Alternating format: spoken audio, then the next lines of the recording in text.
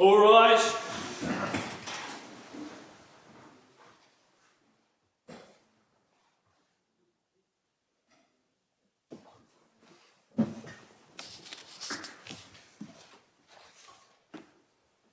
Got the lectern the wrong way around.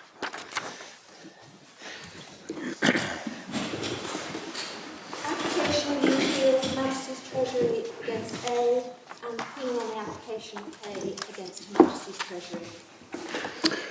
May it please the Court, I appear for the appellants in the first appeal A, K and N, and for the respondent in the second Hay, along with Mr Squires.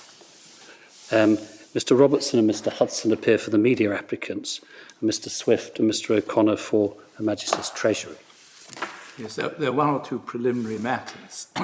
The first is that one possible outcome of this hearing is that there would simply be an order that no report should be made of the fact that M is subject to a control order.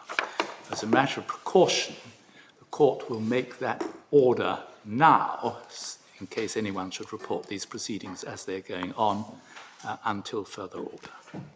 The second preliminary matter is who bats first.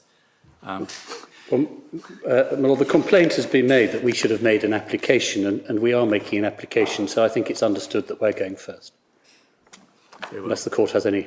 I'd much rather hear from press first. I think so too. We think it would be more convenient if Mr Robertson would go first, as on the premise, if you like, that the order that was made in the Court of Appeal still persists. In that case, the lectern. Yes, the lectern will be moved. And one matter of concern to the court, though probably not to the parties, is really a procedural one. How should anonymity work in our process? Should the Court of Appeal, or the first court that's first seized of an application for anonymity, where there is going to be an appeal, make an order that will persist unless and until it is successfully challenged, Yes. which we've been discussing this, and as a matter of convenience, that would seem to be the sensible course. Otherwise, every time a case comes to us, there's going to be a mini battle involving expense and time. Of course. Well, if I may deal with that in the course of my submissions, of course, the media is particularly concerned in relation to the procedure that is adopted or should be adopted in magistrates' courts and county courts and so forth when these orders are sought. If I could begin by simply showing Your Lordship how the matter actually arose in this case, because there was some doubt about it, but it's now clear that the orders below were made without evidence and without notification to the press, and indeed without skeleton argument, and the order that was made in the Court of Appeal was made by consent. Now, it would appear that when these proceedings began, the order was made initially at the, or during the hearing, at the beginning, I presume, of the hearing. We don't have a transcript, but there is an admission by letter from Bernberg's that it was made without evidence and indeed without a skeleton argument. And then on the 24th of April, Your Lordships will find in the appellant's bundle at tab 6 the transcript that will show you what happened before Mr. Justice Collins on the day he delivered judgment. The appellant's bundle, which colour is it? It's blue. Appellant's bundle anonymity is the heading. This is the black file. No, it's a black ring binder. In that event, the black ring binder, yes. Tab 6, and Your Lordship see that it's the after judgment has been delivered at page 3, at the bottom, Mr. Singh, who is appearing for G, whom your lordships, whose anonymity your lordships lifted on day one, says, is the anonymity to be continued, which is something that is left over from the hearing, but we would support that for reasons I gave at the hearing. So there was presumably argument. My learned friend, Mr. Crowe, on behalf of the Treasury, is not objecting to that. And then the judge says, yes, I may have something to raise about it. And at the bottom, line 23 of page 4, Mr. Owen says, but I just underline the question of anonymity. There's a concern of the press possibly indirectly identifying people. And Mr. Justice Collins says that in the case you're concerned with, and that's A, K, and M, the decision has been taken that there should be no publicity generally, merely an indication to those whom the Treasury regards as having some possible sort of financial arrangement with the Treasury, indeed. And so over the page at line 3, Mr. Justice Collins says, and this is in relation to A, K, and M, I have no difficulty at all in an anonymity order in relation to your clients for the reasons that are indicated. As I say, the order, if valid, provides clear that there's a possibility of either of general disclosure or of limited disclosure. In those circumstances, it would clearly be wrong for there to be any publicity which could identify the individuals concerned, and I'm grateful. So the order is given there in relation to A, K, and M for the simple reason that they are, at that time, under a restricted order, so that their order is disclosed, as we shall see, to some 380 government departments and 17 other people. I'll show you just what that meant. But that was the basis upon which the judge gave anonymity to A, K, and M at the hearing. And then Mr. Singh, in relation to G at line 9, I'm going to come back to you, Mr. Singh, in respect of G. G's order was one that was published, and there was some publicity, was there not? And Mr. Singh makes some observations about that. And over the page at 6, having at the top, Mr. Justice Collins says, well, in G's case, there was publication to the world at large. And Mr. Singh says that's not a fatal objection to anonymity. Publicity in the past, that's quite right, says the judge.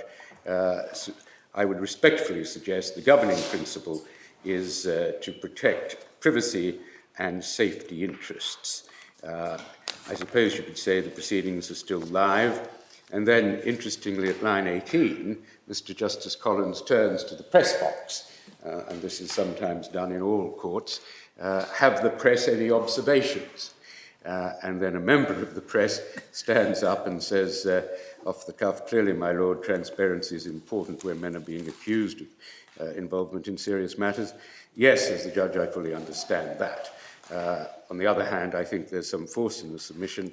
Since I said it was unlawful anyway, it would be hard on him to have it internationally over the papers.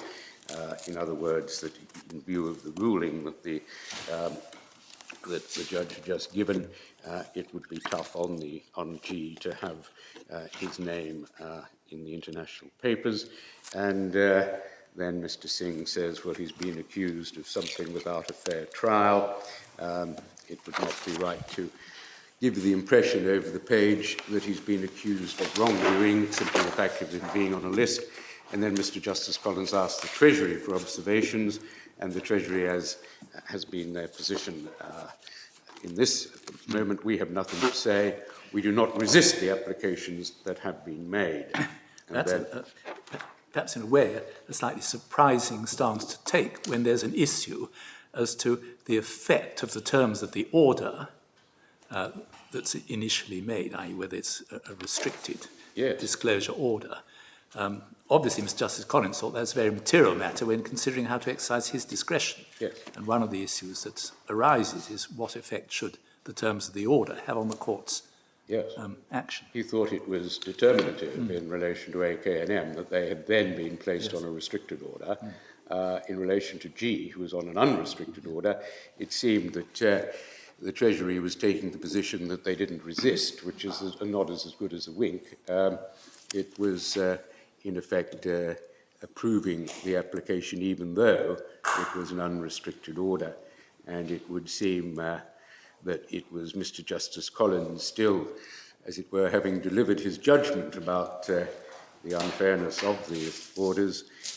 He said really in his decision that it was based upon material that he knows nothing about, he's had no opportunity to refute. I appreciate at line 14 that there was publicity when it was made. It's not one which is subject to any limitations. On the other hand, I'm conscious that he's now named, but the allegations against him will receive publicity. Obviously, this will have an effect on him, but he gives it then a holding order, really. It seems to me the fair way of dealing with it at the moment is to maintain the anonymity order on the basis that these proceedings are not at an end. It's obvious the matter may go higher.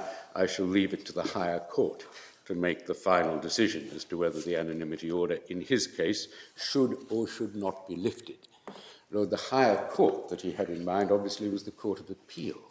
But when it comes to the Court of Appeal, there is a consent order, we're told, by all parties' consent, that the matter, there should be anonymity. There is no notification to the media, as we say, Section 12.2 of the Human Rights Act requires. Does Section 12 apply? Well, we say it does I have because difficulty reading it as applying in the context in which you're discussing the matter, because it talks about a respondent, and it suggests that what it's really addressing is a situation where an individual brings an identified branch of the media into court with some Article 8 point being raised, and then the procedures are then applied. But it doesn't seem to contemplate dealing with the media at large, and given the numbers and variety of different people who might be involved, it's difficult to see how that could be done.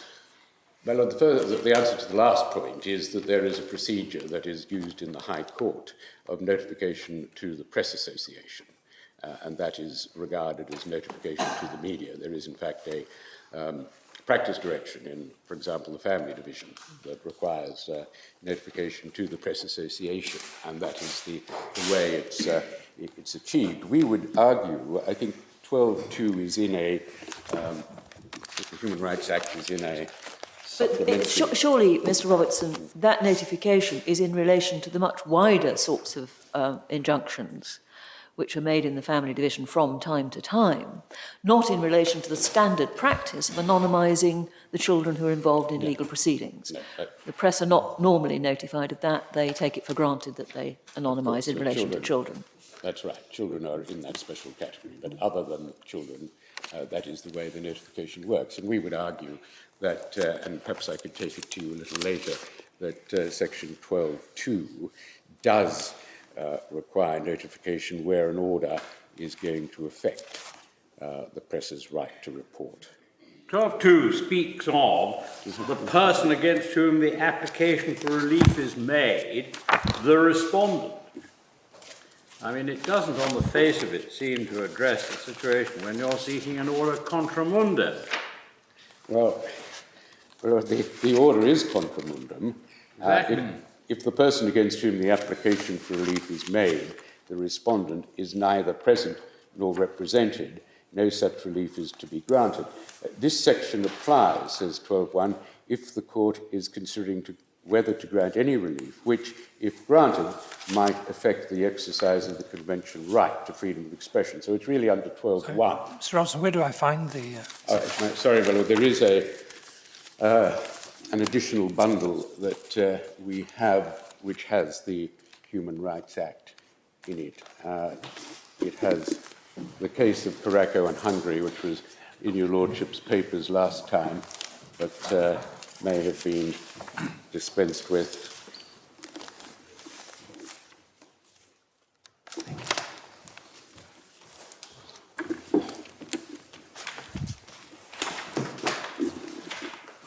It's the second tab.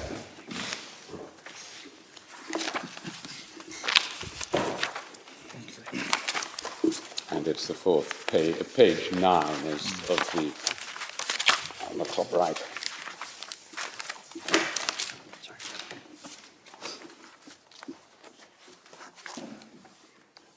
And it's at 11, safeguard for existing human rights, and I'll come back to that, 12, freedom of expression, and it's 12.1 that attracts or brings the media in. This section applies if a court is considering whether to grant any relief, which, if granted, might affect the exercise of the Convention right to freedom of expression, and we would... One way of reading this would be to say that the relief is relief being sought as a matter of right, and what this is looking at is an application for an interim injunction to restrain a defamatory publication. Classic example. That would be to narrow the purpose, but we say it's far wider, and it was brought in because of concerns of the press and a range of concerns, and it does apply to this relief, because relief to relieve in an exceptional case a party from being reportable. What I don't think you've included in the bundle is Section 8. Have you, because I would have thought you read Section 12 with Section 8, which is talking about judicial remedies and is talking about the granting of relief if in relation to any act of a public authority which the court finds would or is unlawful. So I think I'm just repeating points made by others, that it does have the flavour of something which is brought into court by an individual against an identified respondent. I mean, that doesn't mean to say there shouldn't be some kind of practice, but I would have thought it isn't actually within Section 12, speaking for myself. Well, but all we say, I'm sorry, we'll get Section 8 put up, but Section 12.1 does, we say, apply to an order which is made which restricts the right, the Article 10 right of the press to... I mean, Section 12.5 defines relief, any remedy or order, but I mean, it's obviously, or I'm saying obviously, on the face of it, it seems directed to some final order. I mean, just take an ordinary magistrate's court hearing or Crown Court hearing. There's an application for a deferral of proceedings under Section 4.2 of the Contempt of Court Act, something under Section 11. I mean, are you saying that you can't make that application, or the court can't consider anything at all until there has been some formal notification of the press in advance of the court hearing? Doesn't apply to criminal proceedings. It doesn't apply to criminal proceedings. Yes. Well, first of all, it doesn't apply to criminal proceedings. So the case of criminal proceedings would be exempt, and that is sensible. But in civil proceedings, where this exceptional step is taken of seeking to anonymise or to close the court doors, then we say the media must, by some satisfactory way, such as notification to the Press Association, be informed. And that's the fact that the run-of-the-mill criminal application is not dealt with by Section 12 is an indication of that position. And so every control order case that's ever been heard has been in violation of Section 12? Yes. Well, there are control orders have been notified, and there are several cases where the question of anonymity has been raised, and in 2 cases, I think, decided. Yes, but with advance, some formal advance notification to the press? Yes, yes. Under what provision? Well, it's a matter of, certainly there are practice directions. Well, where are they? I haven't seen them. Well, there is a family practice direction, and there is a criminal practice direction that we'll certainly obtain. But that is our submission, that if that there being... I mean, if the Section 12 argument's a serious argument, we really ought to decide what's got to be done and what existing measures there are, what practice directions, if any, and all the rest of it. Yes. Can you help us? I will. At the moment, the material isn't there. I will certainly put I'm aware of 2 practice directions, one of the Family Division and one, there's a practice direction of from the Chief Justice that applies to criminal courts, that requires the notification of any Section 4.2 or Section 11 order to be given 2 weeks before, I think. Well, as you and point out, put on the door. crime is excluded Crime is by excluded from subsection Section 12. 5. From Section Yeah. 12. Mr. Robertson, what was the origin of Section 12? My recollection is it wasn't in the original bill. No. No. It was brought in at the behest of Of the media. the media. Yeah. So Yes, they thought that it helped them in some way. They did. But the classic situation it's aimed at, surely, is prior restraint of publication of something that's alleged to be either defamatory or in breach of confidence. Yes. And directed mainly at the media, but not only at the media. Well, that is the classic situation, and that is the situation that directly applies Section 12. But we say Section 12.1 relates to, is wide enough to bring in any remedy or order, as Section 5 has it, that is going to affect the exercise of the Convention right to freedom of expression, which is the right to report what goes on in the courts.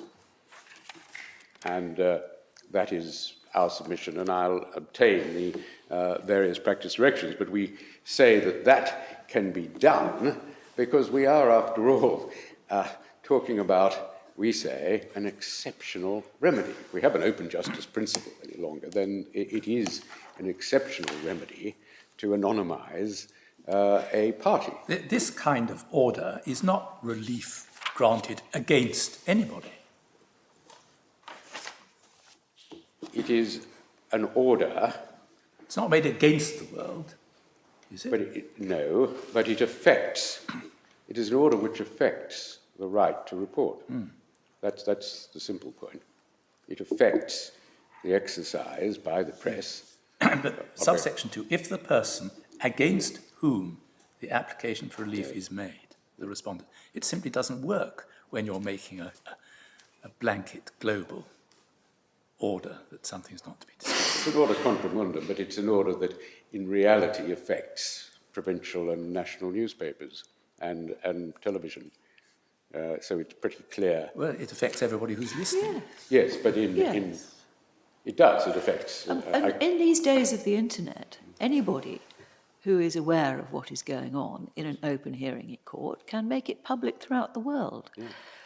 Yes, well, The media are, of course, extremely important, but they're not the only players in this game. no, as we've seen And recently. we could not possibly, of course, give notice to every blogger who might want to put something on the internet. Of course, which is why we would respectfully suggest that the approach that's been taken in the family division and by the Chief Justice in relation to criminal cases, which is an appropriate way of effectuating the right of the media. And when I talk of the right of the media, of course, that's simply the watchdog role that is a right exercised on behalf of the public to report.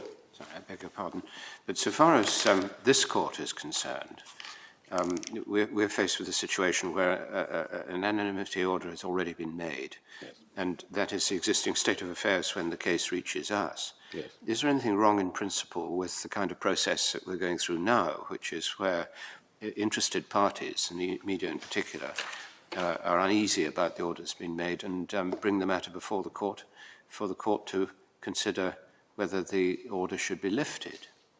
Is there anything wrong in practice with that? It would seem that if the order has been made below, the primary state of affairs would be that it remains here unless challenged. Yes. But of course, an opportunity is given to you to challenge it, which is what you're doing. Yes. I mean, well, that is how it has come up, and that's why we put it in the alternative in our application. We took the position that since the Supreme Court has a rule in 27.1 that does require hearings to be held in open, then it was really for those who wanted an exceptional order to make that application. And it may be that if there is no, and obviously if there's no challenge, then the court, subject to its own view as custodians of the open justice principle, subject to its own view, would normally continue the order that had been made down below. But we argue that the proper procedure would be for if this is truly an exceptional case, for the appellant seek to, at the beginning, to apply for the order to be continued. of course, the media is informed by the court list, which goes to the media room. But we would submit that the proper approach is for the appellant in the Supreme Court to make an application under 27(1) and to notify. 27(1) doesn't actually expressly deal with this issue, does it? No, I mean, it doesn't. all it says, it's a very short rule, just says that every contested appeal shall be heard in open court, except where it's necessary in the interest of justice or the public interest to sit in private. Yes. Or part of an appeal hearing. Now, we're sitting in public. That's not, that particular part of it is not an issue. So it's a question of practice as to what the practice should be that lies behind the rule. Yes. In the kind of situation we're dealing with today. I think we set out our position in what we have as a blue bundle headed on the application of the media, bundle for application of the Supreme Court tab. And the position is set out at tab 8 in an additional submission. Our preliminary skeleton argument for the hearing several weeks ago is at tab 5. The additional submission we made on procedure is at tab 8. And we said Rule 27 is clear. Every contested appeal shall be heard in open court. There's a mandatory shall. And then at 2.2, the withholding of a party's name is a derogation from this principle. And the appellants should make an application and demonstrate that such derogation, if necessary, is necessary. Since the orders made by the Court of Appeal and Justice Collins do not prevent identification of the appellants in reports of the proceedings before the Supreme Court, if the appellants seek anonymity, then they must apply for such anonymity at the outset of the hearing. And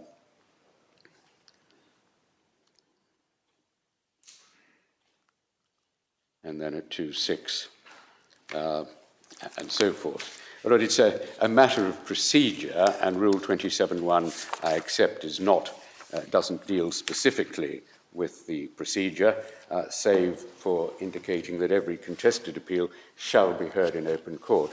And it would be our submission that, in deference to the strength of the open justice principle, a principle that derives from Hale, Blackstone, Bentham, through Scott and Scott, and has been adopted by all Commonwealth countries, by the United States, is a pillar of our Constitution, that in deference to that principle, the appropriate way for this Supreme Court to deal with the matter is to require any appellant that comes before it under a pseudonym to seek that order.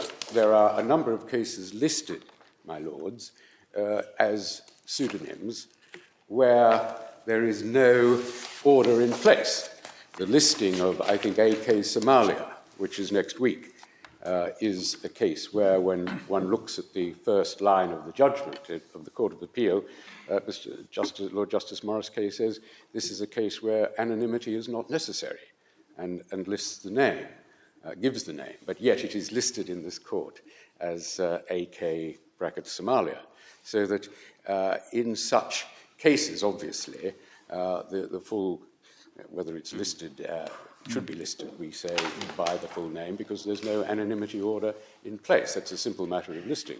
But in deference to the open justice principle, we would urge, with respect, the court to take the procedural view, and it may, of course, be necessary to promulgate a practice direction to this effect, that any appellant who has the benefit of a pseudonym order in the court below should apply for it to continue. And it may be that on that application there'll be no challenge by the media in a proper case, a case with children or a case where the media doesn't think it right to challenge, or it can be successfully challenged. But it would be an ex parte application, wouldn't it? I mean, one can't advertise or serve on everybody who might have an interest. That's why I come back to the point I put to you initially, that looking to the most efficient way without creating any prejudice to your clients, is it not sensible, if an order has been made below, for it to just simply remain in force unless the court is asked to set it aside on an application? And that avoids, as it were, satellite applications, which take up time and would cost more money, because if an application is made, it has to be paid for. Yes. And it would focus attention on the cases where the point really is a live issue, such as in this case. But cost is an important factor, and if the media were to make an application, then there would be cost issues. So the media, I think, would prefer to be to intervene only in relation to those applications where it does believe the public interest requires openness.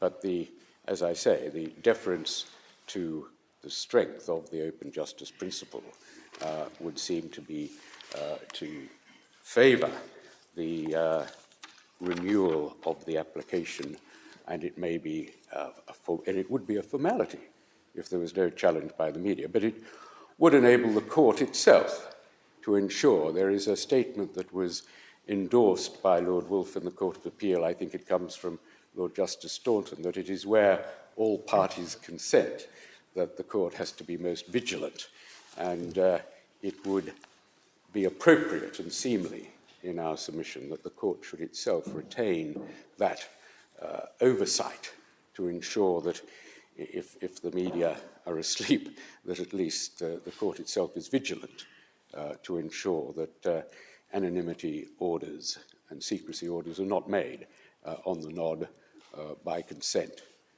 without some oversight. Of course, there's an intermediate course, perhaps, which is that if this court receives a case where there is anonymity in the court below, yes. This court could look at it and think, well, do we think that there's a question about whether that anonymity should continue? And you mentioned the, I think it's AS Somalia, isn't it? Anyway, Yes. and that's an obvious example, where the Court of Appeal says we don't need it, and yet it still comes to us in that way. And then this court might raise the matter of its own motion with the parties and make a suggestion, and then wait for them to object to the court's suggestion. And that would be one way of handling, which is in between putting everything on the parties, and it would make sense, it seems to me. Of course, there'll be some cases where we would assume that it would continue until somebody said no, and other cases where we might assume that it wouldn't continue. Milady, at the end of the day, we would say that it is the court that is custodian of this great pillar of the Constitution, and if the media, because they don't have the money, or because they don't realise the significance of a case, fail to challenge, this court, as custodian of the principle, should be in a position to say the public interest requires this to be published. This court, as a public authority, may have the duty. May have the duty in each case, just to consider. That's why I'm suggesting that really it should be with us. But with respect, virtually every case that comes to us from the Court of Appeal in one of the three jurisdictions which has been sitting in public. Yes. The press has got access. They know all about the case if they choose to press the right buttons and get it up. They will know which ones. Yes. They will know, because it's been in the lower court, what it's about and whether it's one that they really want to get to grips with the identities of the parties concerned. So I'm not sympathetic to the suggestion that the press don't know. They do. Well, my lady, with respect, and she doesn't have to respect me, but that's an idealised view of the press in today's cash-strapped and society where... Well, the courts are also cash-strapped. Of course, we've noticed. But Lord Denning's picture of the press as the watchdog, a press reporter sits in every court in the country. That was the case when he wrote The Road to Justice in the 50s. Sometimes it's difficult to hear over here when I'm sorry. you're addressing over there. It's a My big Lord, court, and I think everybody has to speak up. My Lord, I'm I sorry. don't suppose people at the back can hear anything. I keep shutting my thigh, shuts off my microphone.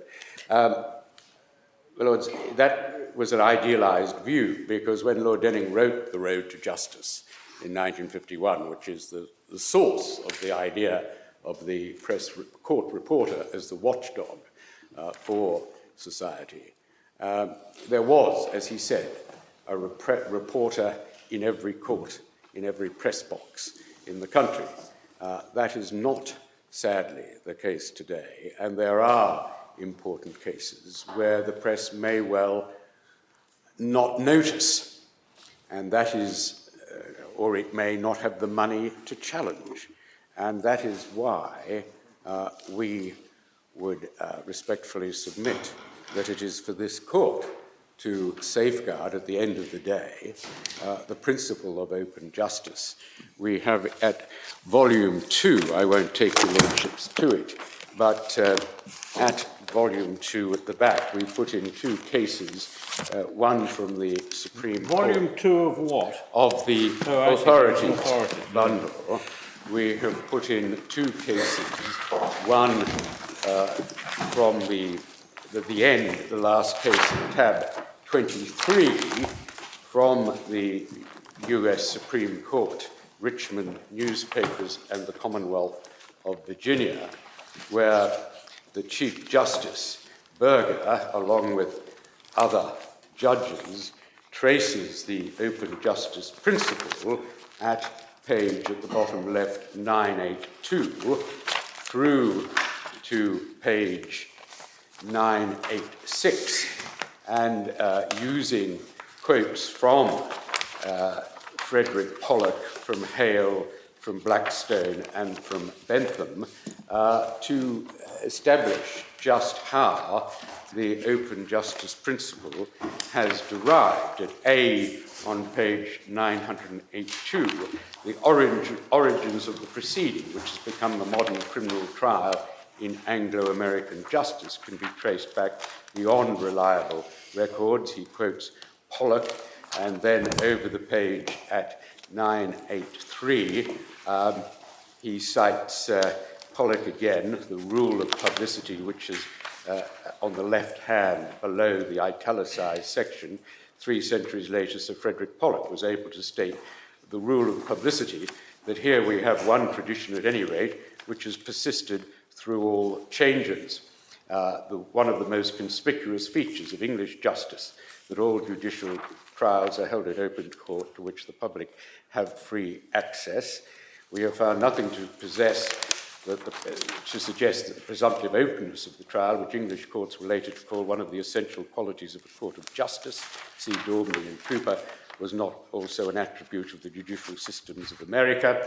And then over the page at 984 at B on the right, the historical evidence demonstrates conclusively that criminal trials both here and in England had long been presumptively open, an indispensable attribute of an Anglo-American trial. Both Hale in the 17th century, Blackstone in the 18th century saw the importance of openness to the proper functioning of a trial. It gave assurance that the proceedings were conducted fairly to all concerned. It discouraged perjury, the misconduct of participants, and decisions based on secret bias or partiality. See Hale, History of the Common Law, Blackstone Commentaries. Jeremy Bentham recognized the therapeutic value of open justice and regarded it as the keystone. Without publicity, all other checks are insufficient. In comparison of publicity, all other checks are of small account. Recordation, appeal, whatever other institutions might present themselves in the character of checks would be found to operate rather as cloaks than checks. And then, I mean, you could spend several days if you Yes, actually quote all the encomia to open justice. I mean, yes.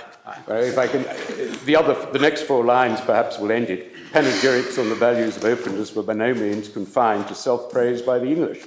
Foreign observers, he goes on to say, and then at 22, the previous case of Rebus Mr. Justice Kirby again does the same exercise in relation to Commonwealth, tracing it back to Lilburn's trial, the trial of Freeborn John in 1648, at page 51. So, my Lord, it is there as a principle. Of course, Scott and Scott is the anchor in this country, and we say because of that historic and fundamental quality of open justice, which we have indeed exported to the world, that it would be appropriate for this court to have the final oversight. And the only way that sensibly or procedurally could be done would be to require, since this is an exceptional course, for a pseudonym order, although granted by the Court of Appeal. And here, this case is a very good example of where the only time the press was ever asked its opinion was when Mr. Justice Collins turned to the press box and got an off-the-cuff response. At the Court of Appeal, the order was made by consent. And in order to be vigilant, orders that are made by consent on the nod in the Court of Appeal, those who seek to take advantage of them, would respectfully recommend, make the application, and even if it's not opposed, as in many cases with regard to children it will not, then because of the media's oversight, the media failure, it's the public duty.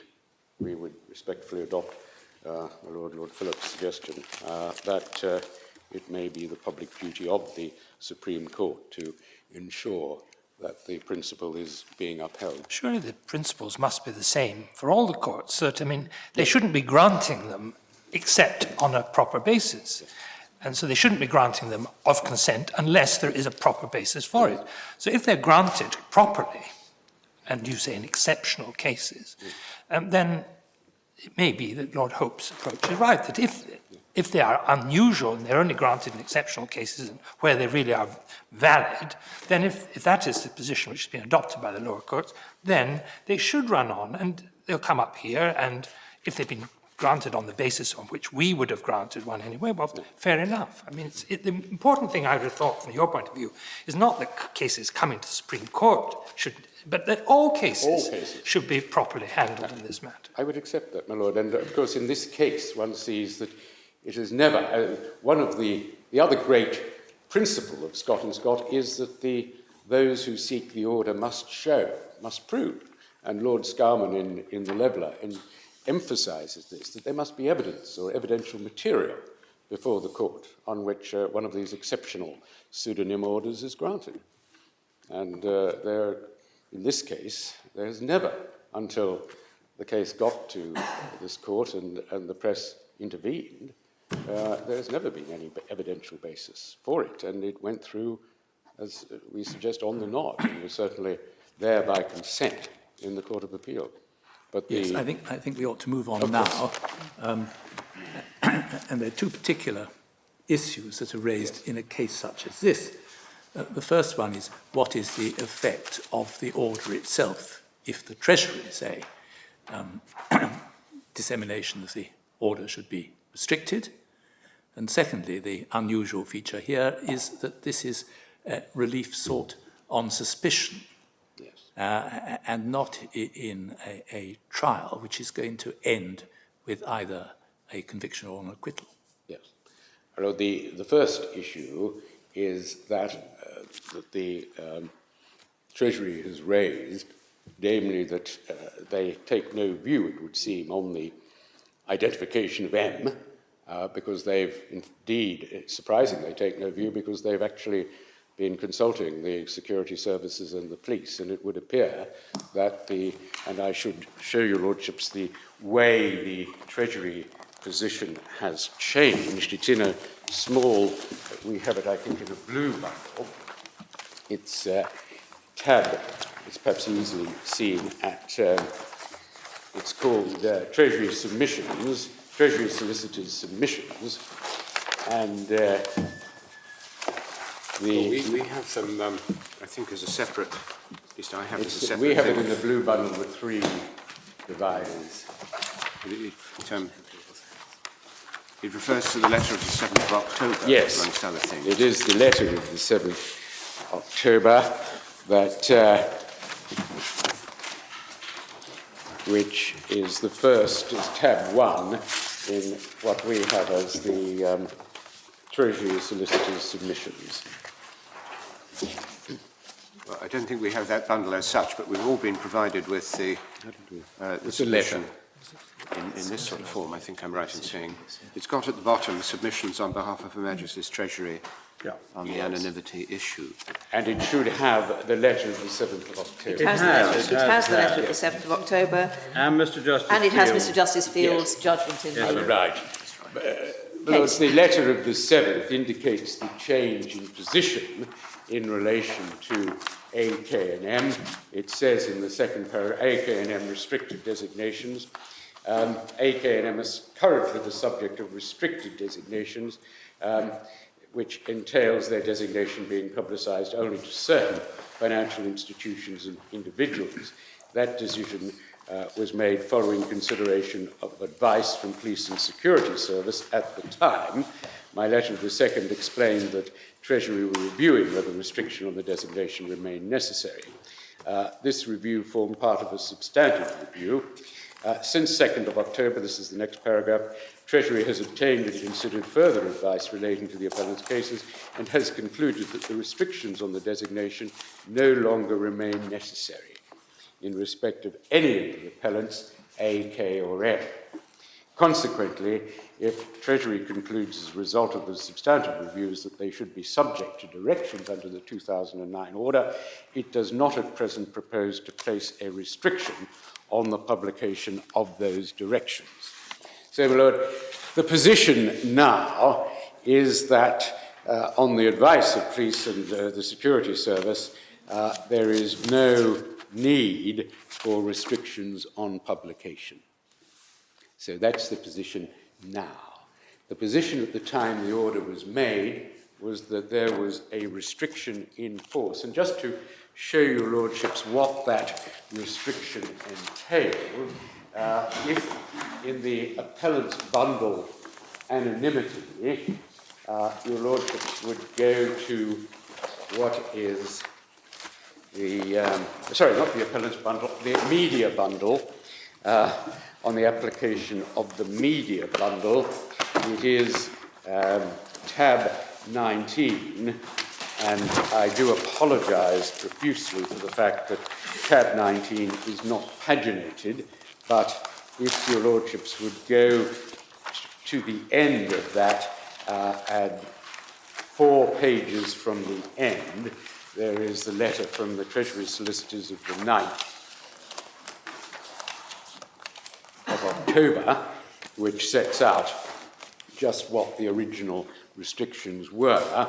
It explains that in all restricted freezers, rather than the direction being publicised generally, the Treasury puts the name and other identifiers of the individual on a separate passport-restricted website, to which access is limited to approximately 380 financial institutions and selected government departments and bodies, including the Charity Commission, Home Office, FCO, National Terrorist Finance Investigation Unit, Serious Organised Crime Agency, Security Service, Land Registry. Members of this restricted website receive an automatic notification of a designation when they first log on after a notice has been issued. And 2, separate to this process, 17 persons were informed of the directions designating A, K, and M, and of the prohibitions contained. So that was the position at the when the matter was before Mr. Justice Collins. There had been 380 financial institutions and other organisations notified, and 17 specific persons, relatives for the most part of the appellants who had been notified. Now, the Treasury concedes that anonymity is no longer necessary, and if new orders are made, they will be open orders, publishable, the names publishable to the world. So in that situation, what is the objection, if any, to lifting the pseudonym order, going back to the Treasury solicitors' letters, the last letter on page 1, as a result of the above review, the Treasury no longer contends that the fact that restrictions have been placed on the appellant's designation provides a basis for resisting the lifting of the anonymity orders in respect of A, K, and M. Can you just help me so I'm quite clear on this? This process in all restricted freezers, rather than direction being publicised generally, the Treasury then has these 380 institutions. Yes. Does that mean that the Treasury is saying that this is a restricted order and none of these institutions are permitted to tell anybody else about the information, otherwise they commit a criminal offence? I see a nod. If that is so, and that order has been made, what can the court simply overrule it? Or does it remain binding, notwithstanding that the court itself doesn't make any anonymity order? Well, it remains binding. One would have thought under the Act, which I think, and I need to look at it again, I think it may be, there may be an exception where the name has been published generally. Yes, well, it's the order, isn't it? A person who obtains information which is to be treated as confidential must not disclose it except with lawful authority. So yes. That's the 380 names. Yes. But it doesn't prevent disclosure of information which is available to public from other sources. So the court proceedings will be other sources. The media would not be in the list of 380. No. So once the media have published it, then they're off the hook. Yes. That, I think, is the subject to Mr. Squire's submission. I think that is the position. Mr. Robertson, I'm not clear. I mean, are you challenging the propriety of these orders below, or are you simply saying, well, the position now is such that this court does not need to maintain anonymity? Which is your position? Both. We would say the orders should not have been made, but in any event, now, on whichever basis, whether it's the appellants, AK&M, who are seeking to maintain them, or the media proceeding to challenge them, there is no basis for them now, today. And the Treasury have changed its position, subject to this wrinkle, which it deals with on page 2, in relation to the control order. And may I beg your indulgence and come back to the position of the control order wrinkle, because we say this is not really a problem. There are ways around it if you are minded to think that the fact that M is under a control order should not be disclosed. But we would submit, our first submission would be that it should be disclosed. And you say there's no occasion for anonymity in control order cases either? None at all. And because the public interest requires the public to know who is subject to this quite draconian government power. And could I deal with the separate position of Hay, because this is a matter that is quite, Hay's position, we suggest, is quite separate. Hay, as you'll see, and this was a matter of some interest given Hay's own statement, at page 3, the Majesty Treasury neither supports nor opposes the application insofar as it concerns Hay. Domestic measures in relation to Hay are not subject to any restriction, and Hay's details are published on the UN website as a result of his inclusion in the consolidated list. And in their skeleton argument, the Treasury solicitors pointed out that Hay had identified himself in 2004 and had been the subject, as Mr. Justice Field's decision shows, of the highest level communication over several months in 2004 between the British government and the Egyptian government. And his position in this country was the subject of a number of diplomatic exchanges going up as high as Prime Minister to President. So that Hay's own affidavit, which is filed in these proceedings, one will find it in the appellant's bundle at paragraph, at tab 2, gives the impression that he has been thus far unidentified. He says in paragraph 1, publication of my name would result in the public identification of me, my wife, and children.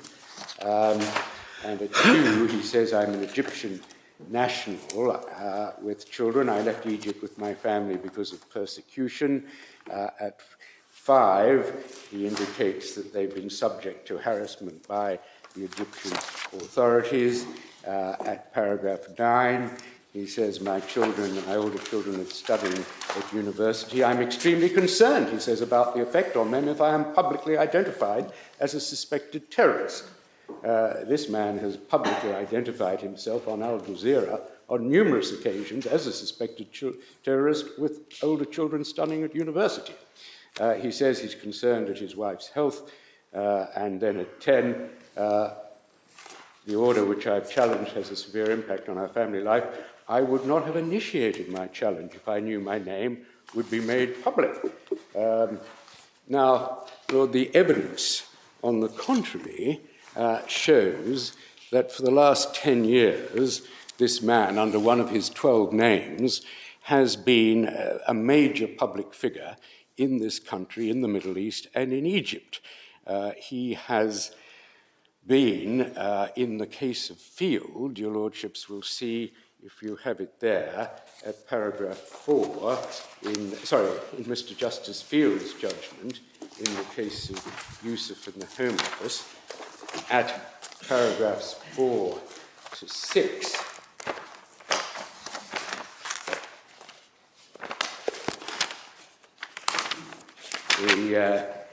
Mr. Justice Field sets out in some detail. Mr. Hay is an Egyptian national. He arrived in 1994 and claimed asylum on the ground that he'd been harassed because of his involvement with the Muslim Brotherhood. It took over 4 years for his application to be determined. His application for refugee status was rejected, and it goes on to set out the fact that the Home Secretary made his determination on the basis that the UK Security Service's assessment was that Hay was a senior member of Egyptian Islamic Jihad, an organization which had mounted a number of high-profile terrorist attacks, killing Americans and so forth. And so that's the background in this public judgment, and that at paragraph 5, his detention was necessary in the interests of national security. He was then refused bail. And at paragraph 13 and 24, one sees that the British government was writing to the Egyptian government seeking assurances for his safety if deported. It's at paragraph 24. For example, Mr. Youssef made a second habeas corpus application. Mr. Andrew Allen of the FCO sets out in his letter, I'm satisfied communications I've received from the British Embassy in Cairo that the Egyptian government is seriously considering whether to offer assurances. The FCO's assessment is the Egyptian government would abide by the assurances, so there's no question that this is being discussed at a high level. And at paragraph 51, when the Home Secretary can't get the assurances, he decides to release Mr. Youssef. And in the first paragraph of the statement to the Prime Minister, Mr. Jack Straw says, advice from the Foreign Office is that you should now write to President Mubarak as previously proposed. The Foreign Office will ensure that the Egyptians are informed of the release. And that statement is repeated over the page at point 7. The Foreign Office will ensure the Egyptians are made aware of the release before they take place. So throughout this judgment, there are, throughout 2004, high-level discussions about this individual. Then, of course, there on the website and on the Interpol is the picture of the of Hay. The witness statement of Mark Stevens sets out, the first witness statement, it just headed witness statement of Mark Stevens, will give you an indication of the massive publicity this man has received over the last 10 years.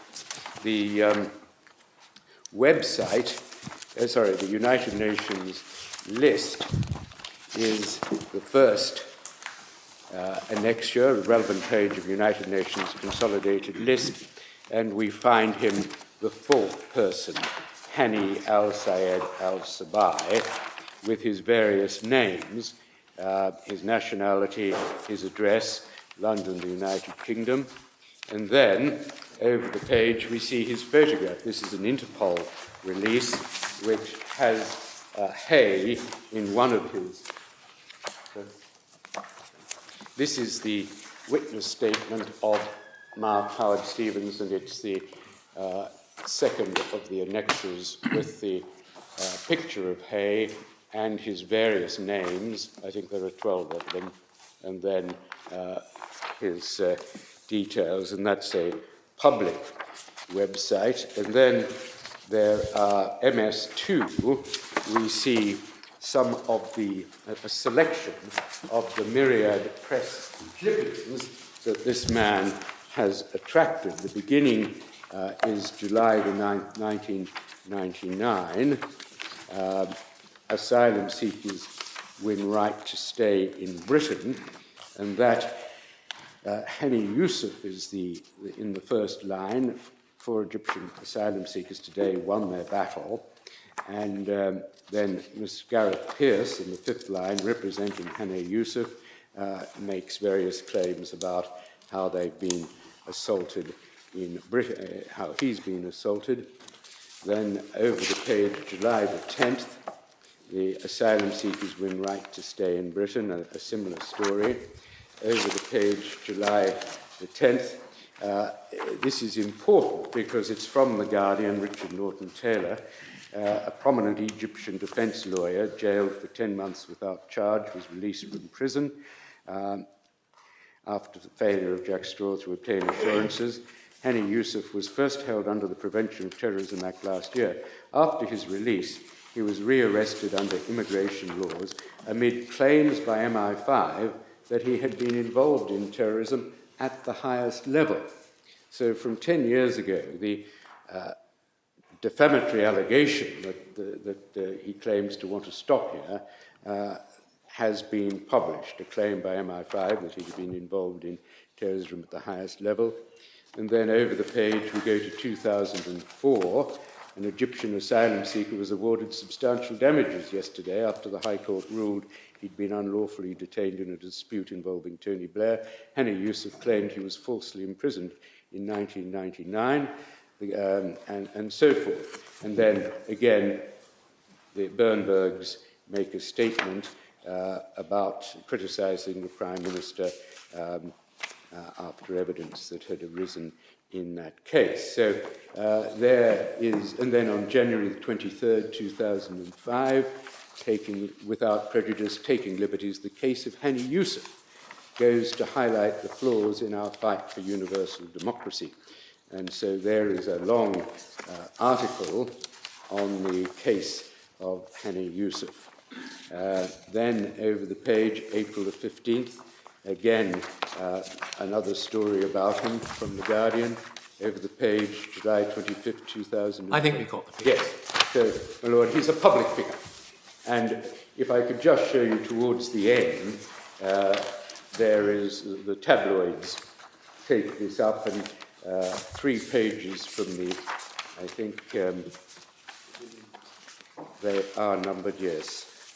There is something from the Sun on page 27, where the Sun says, UK grovels to terror suspect, page 27, setting out a Home Office letter. This is 2 years ago, November 17th, 2007. Halfway down, he won substantial damages.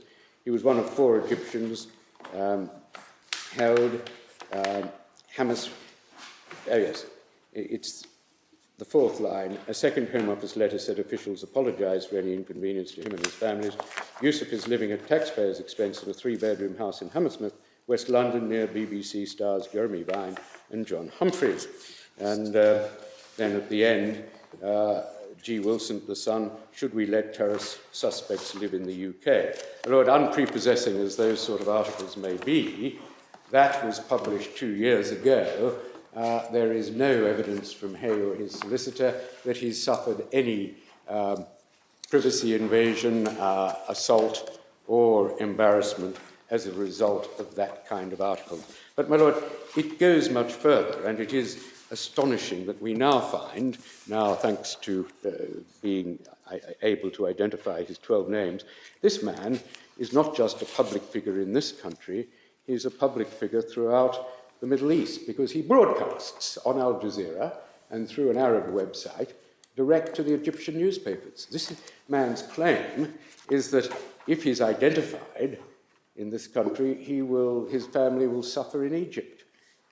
In fact, he broadcasts direct to Egyptian papers, and the second witness statement, and I apologise for the lateness of this, we received Mrs. Pearce's statement at 10 o'clock last night, and this was completed in the early hours of the morning, but we've now established the full extent of this man's dealings with the Middle East and Europe.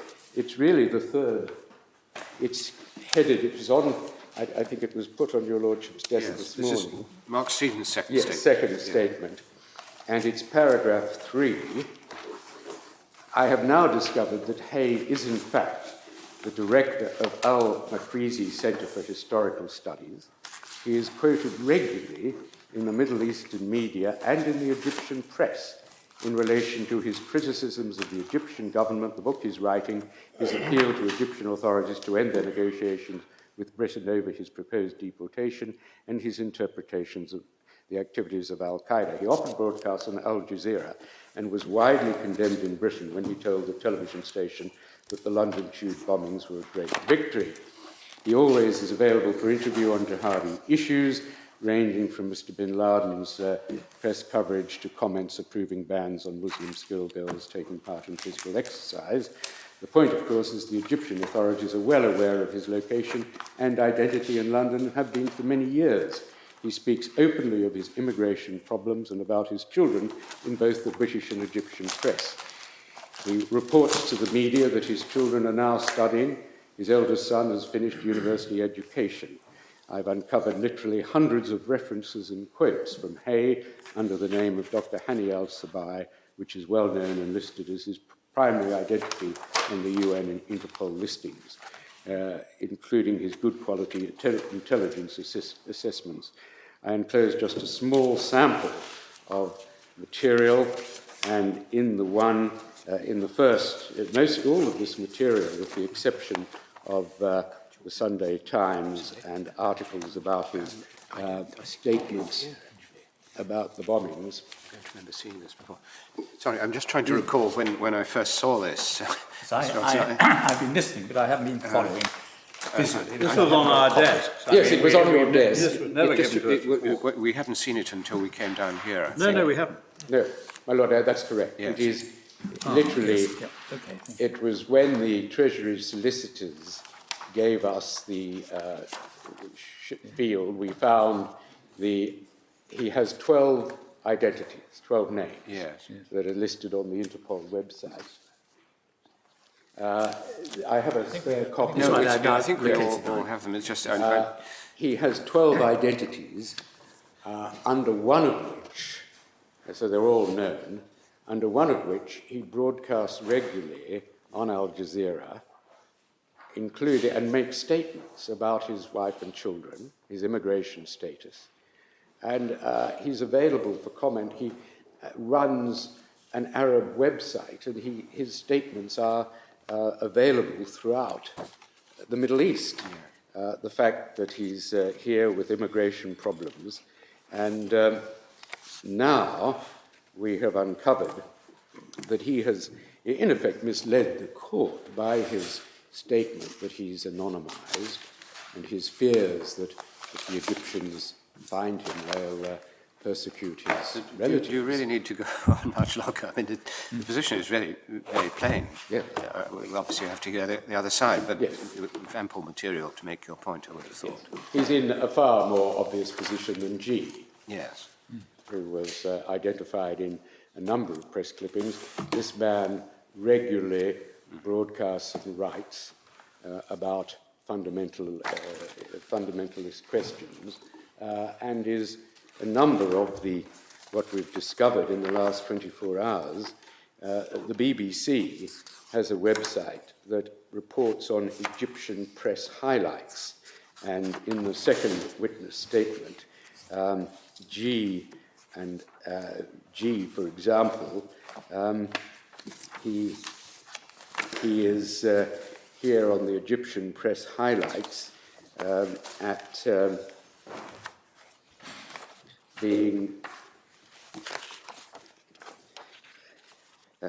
I won't take you lordships to the details unless they're challenged, but what we say is that at G and I, are examples from the BBC website of the Egyptian press highlights for that particular week.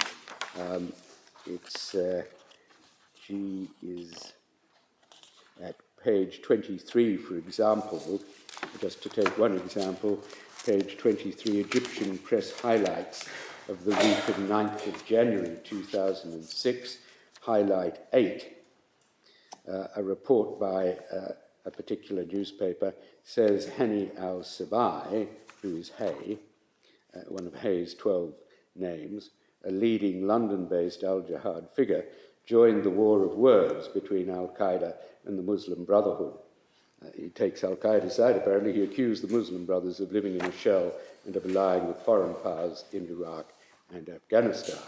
And so that in the Egyptian press in January 2006, we have Hay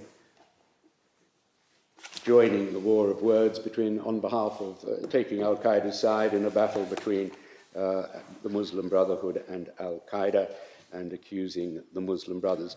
1,200 words in the Egyptian press of that week. And then the previous page, page 22, on Mr. al-Zahari, the first point, Egyptian newspaper Al-Misri Al-Yawm reported on 9th of January, Dr. Hani al-Sabaei, who is Hay, prominent jihad leader living in London, has engaged in the escalating war of words, and so forth. Where I should just show you where he speaks of his children. Where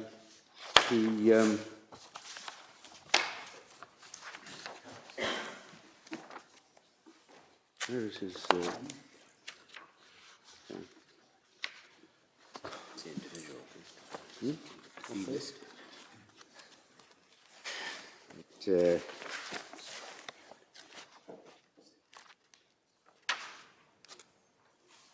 Yes, at page 35, Lordship sees that from an Arab newspaper in Arabic, Al-Sharq al-Awsat reports Dr. Hani al-Sabaei saying that he's almost finished completing a political and Sharia study published soon, on which he's speaking about leaders held in Egyptian prisons. And then at page 34, at the top, he talks about not allowing schoolgirls to do violent exercises.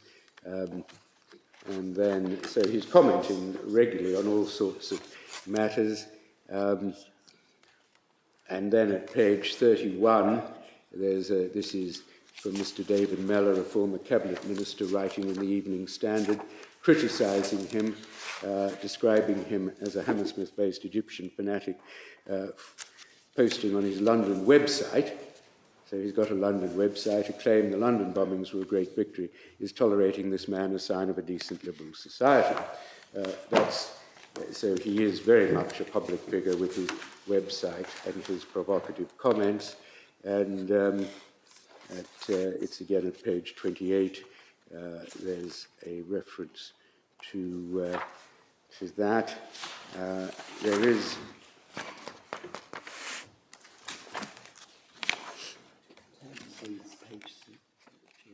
page 6, I'm told, is the where he's been talking about his children. Yes, this is the BBC monitoring service. Pan-Arab Daily probes UK decision to deport Egyptian Islamist figure.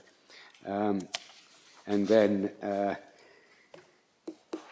headline, Pan-Arab Daily probes UK decision. And then an Egyptian Islamist who's been living in London for 14 years has revealed that he has been ordered by the British Home Office to leave the UK, together with his 5 children, within 6 months because he's a danger to British national security. This is October the 15th, 2008, a year ago. Dr. Hani, who is, of course, Sabaei Youssef, a human rights activist now and a director of the London-based Al-Makiri Centre for Historical Studies, says in a statement, a copy of which was received by this Arab daily newspaper, that the Home Office Immigration Department has sent the text of the decision in question to his lawyers concerning him and all members of his family, even those born in Britain. Al-Sabaei, a former leading figure of the Egyptian Jihad organization, who was sentenced to life in jail.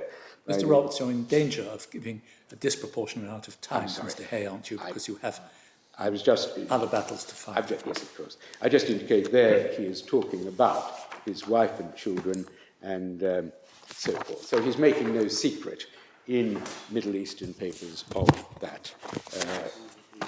And so, can I move on, having dealt with that? And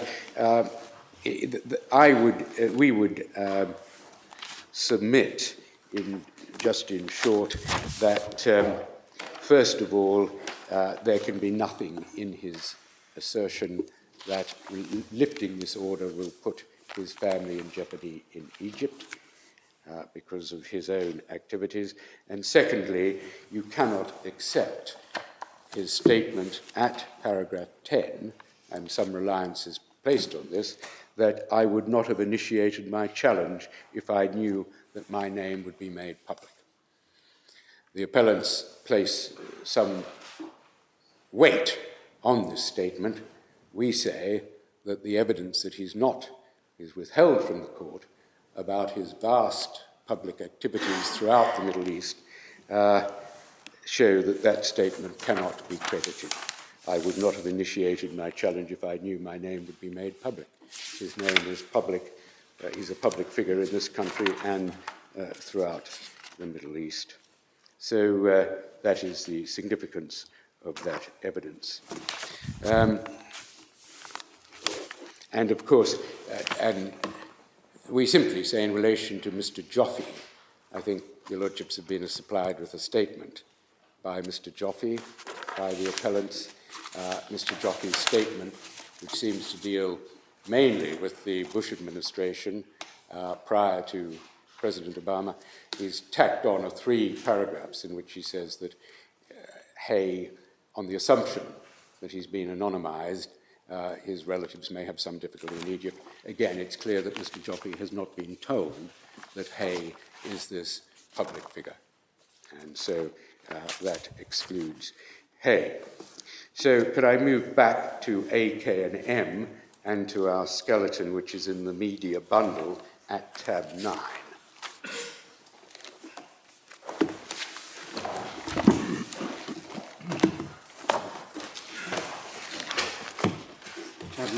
Tab 9, and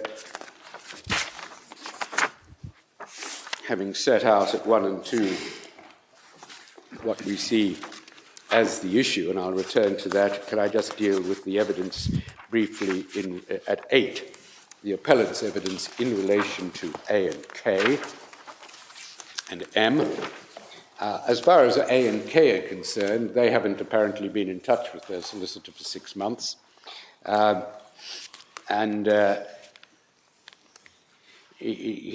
solicitor, Mr. Miller, in his statement, says that both men are concerned that if identified, their families may be ostracized within their community or become the subject of attacks and abuse from within their own community. There's no evidence provided at that stage as to whether their concerns are real or even likely.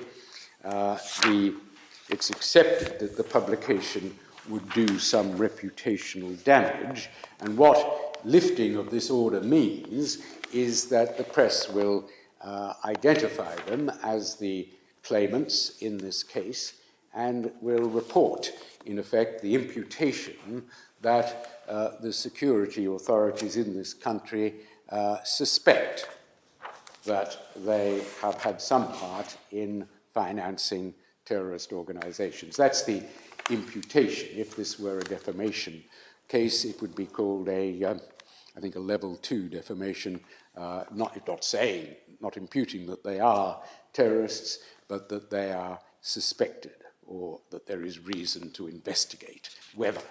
So it's at that level in the context of men who are asserting that this designation is incorrect, is false and unfair. And the courts, of course, have given them relief in that respect. So it is within the context of articles that raise questions about whether the designation is correct. As far as M is concerned, he has the same concern, that he might be subject to spontaneous attacks or abuse.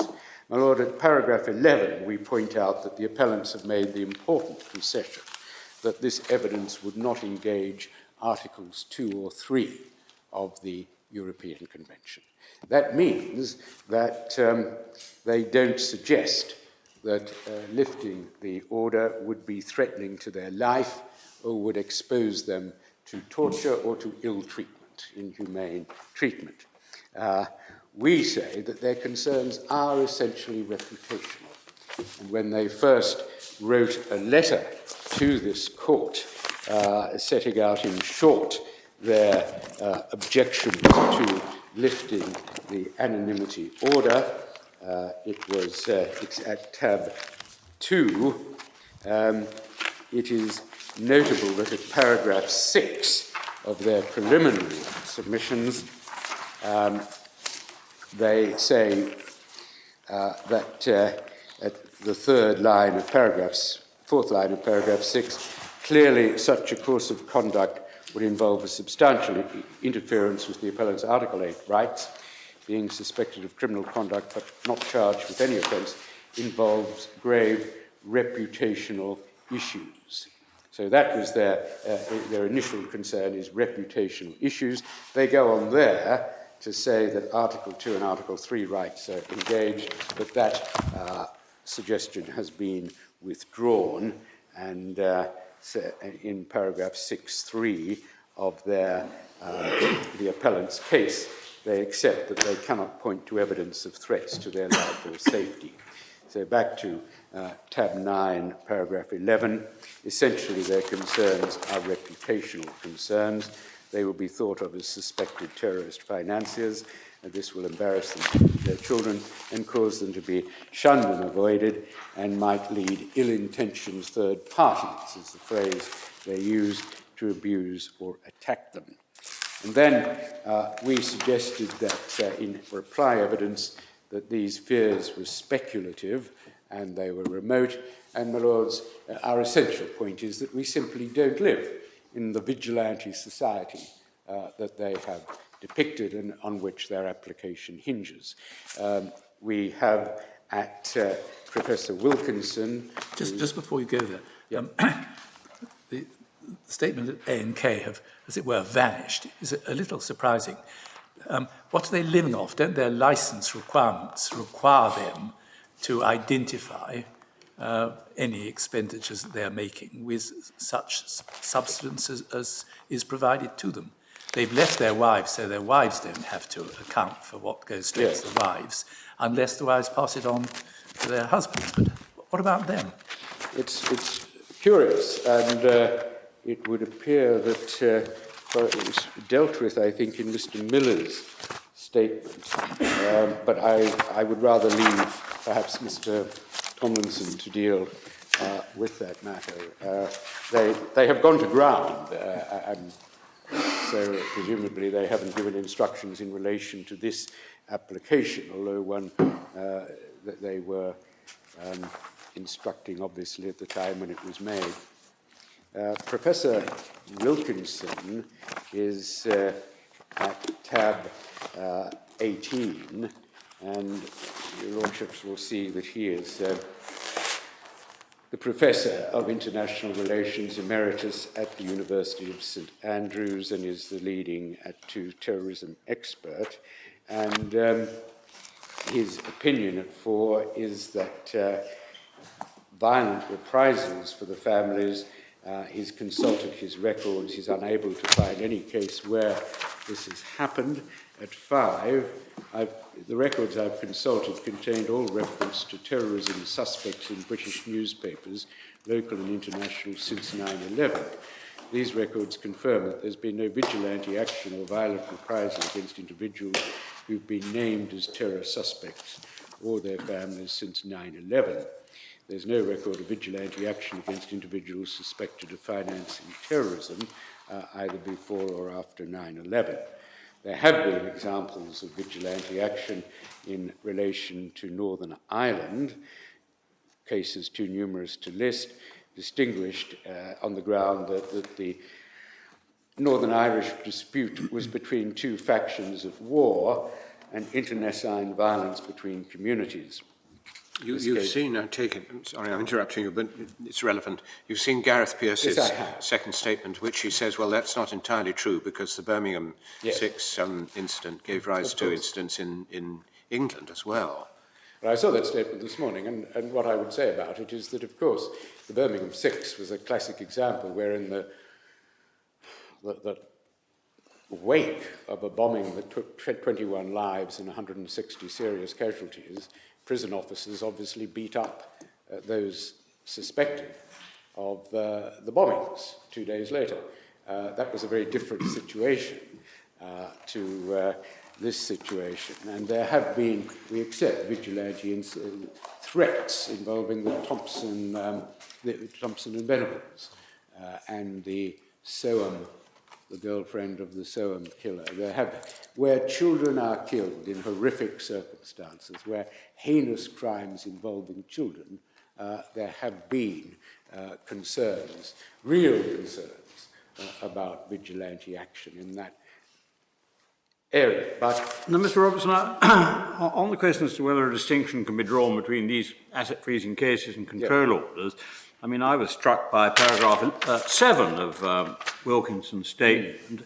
He says a distinction can be drawn between the risk to those accused of direct participation and those accused of financing, and on the face of it, control orders, asset freezing. But, second sentence of paragraph 5, I don't see how he can reconcile the two.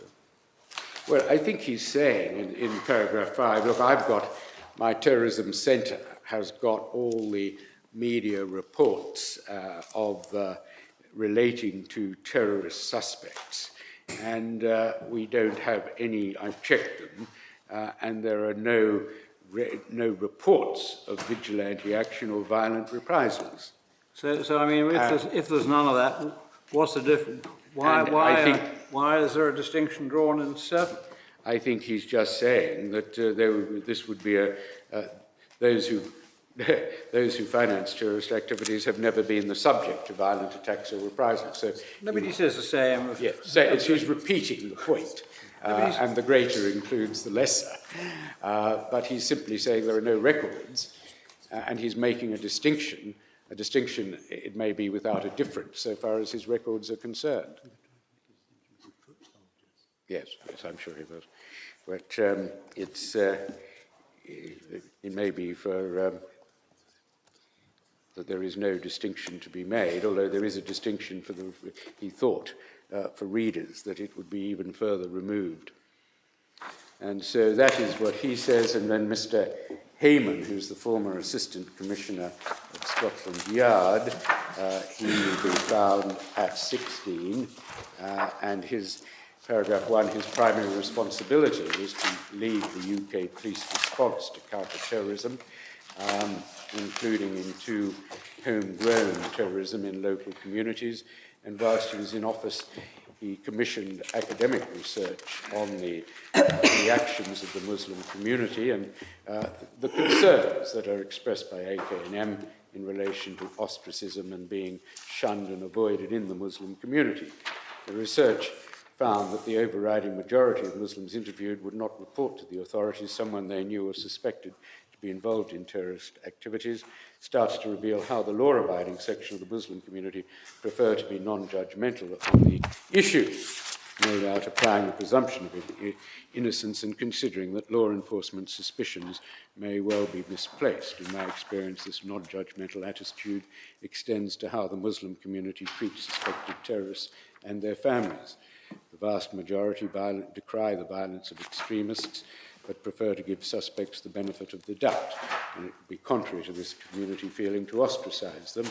A Muslim known or suspected to be a terrorist is highly unlikely to be insulted, abused, or excluded from their community. So far as that is concerned, that is not controverted by Mrs. Pearce's evidence this morning. It cites or includes a note from a Wembley organisation which says that incidents of racism have obviously increased since 9/11, and that's not disputed. See, question time tonight is perhaps an indication of that particular problem. But so far as these appellants are concerned, there is no evidence relating to them, and there is no suggestion in that letter or in Mrs. Pearce's evidence about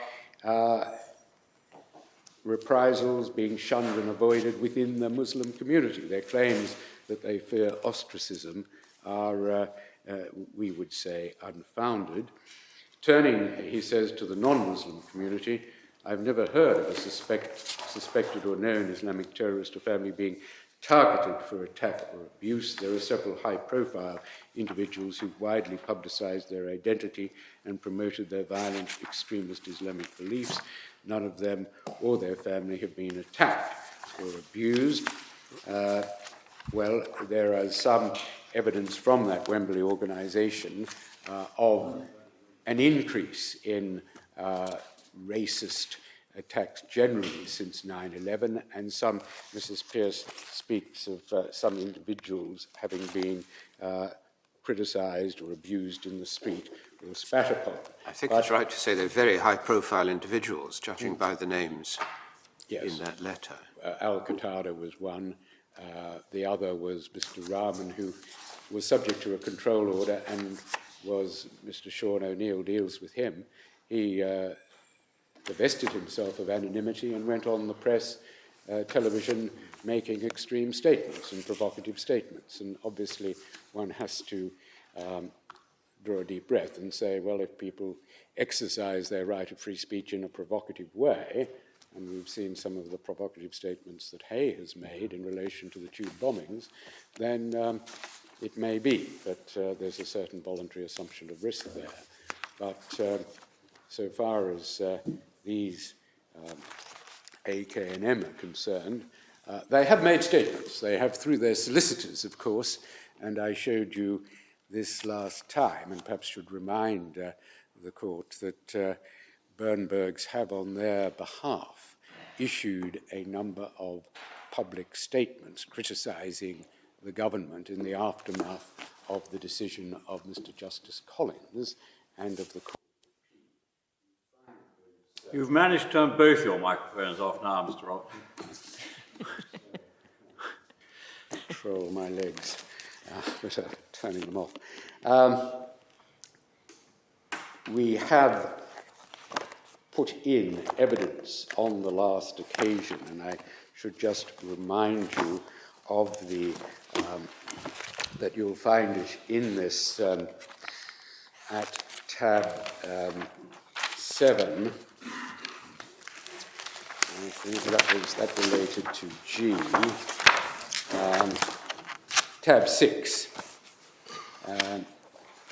That this is a press statement by Bernburg Pierce Solicitors, Mr. Miller, for A.K.&M. And this was sent out in the wake of Mr. Justice Collins' decision, and it was sent out to all the press, and it was carried in press in media stories. It was issued by Mr. Henry Miller on behalf of A.K.&M from Bernburg Pierce Solicitors, and in the third paragraph, the schemes give the Treasury far-reaching powers.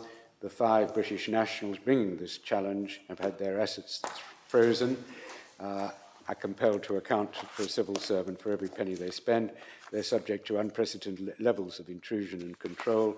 The complex regime is not merely harsh but absurd. We have the madness of civil servants checking Tesco receipts, a child having to ask for a receipt every time he does a chore, a neighbour committing a criminal offence by lending a lawnmower, and in the final paragraph, having singled out Mr. Gordon Brown, then Chancellor of the Exchequer, the court ruling today has shown the government is willing to sacrifice the fundamental rights and liberties of citizens. They've dishonoured their pledge of accountability and oversight. And then the next page, the Daily Mail article on page 2, halfway down, the solicitors, it's Bernburg Pierce, highlighted a February speech by Gordon Brown. They've dishonoured their pledge, and then it sets out extracts from the press statement and so forth. So that's, and then over the page, Mr. Dodd's article in The Guardian, court criticises more anti-terrorism legislation, quotes the press release. It says in the 4th paragraph, the Home Secretary Jackie Smith reacted to yesterday's judgment by claiming it jeopardised public safety. 3 paragraphs from the bottom, in response, Smith said, I'm very disappointed that the court has challenged the regime. We must be able to use all the tools we can to tackle terrorism. The Liberal Democrats, Chris Huhne, said a crucial difference between this country and a banana republic is that ministers are not allowed to go round arbitrarily confiscating property. The Shadow Home Secretary said the High Court is left in tatters. And so how does any of this bear on public interests? The AK&M, through their own statements or statements issued on their behalf, have provoked or assisted in making this matter a subject of public interest. Well, with respect, Mr. Robertson, there is a difference, isn't there, between bringing the very debate which these cases are about. Yes. Obviously, that's done in a more political way than this court will be doing, but these cases are about those very issues.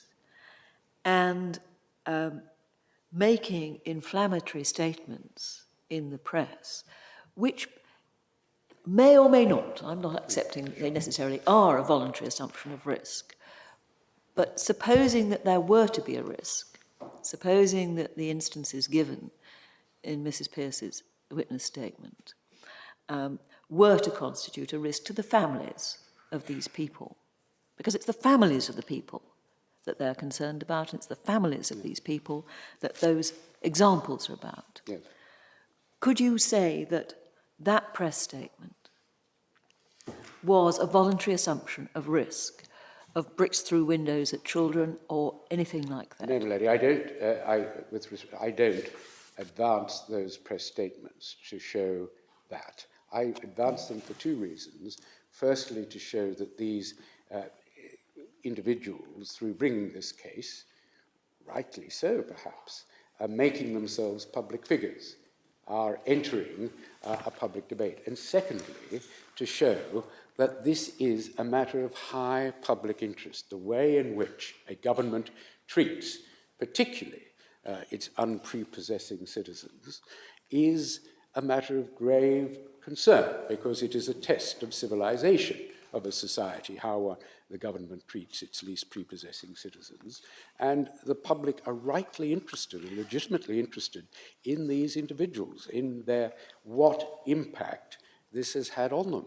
And the children checking at Tesco's and so forth, is an important matter to be put before the public, to be checked, and by the press, because the press is, if you like, the fourth estate.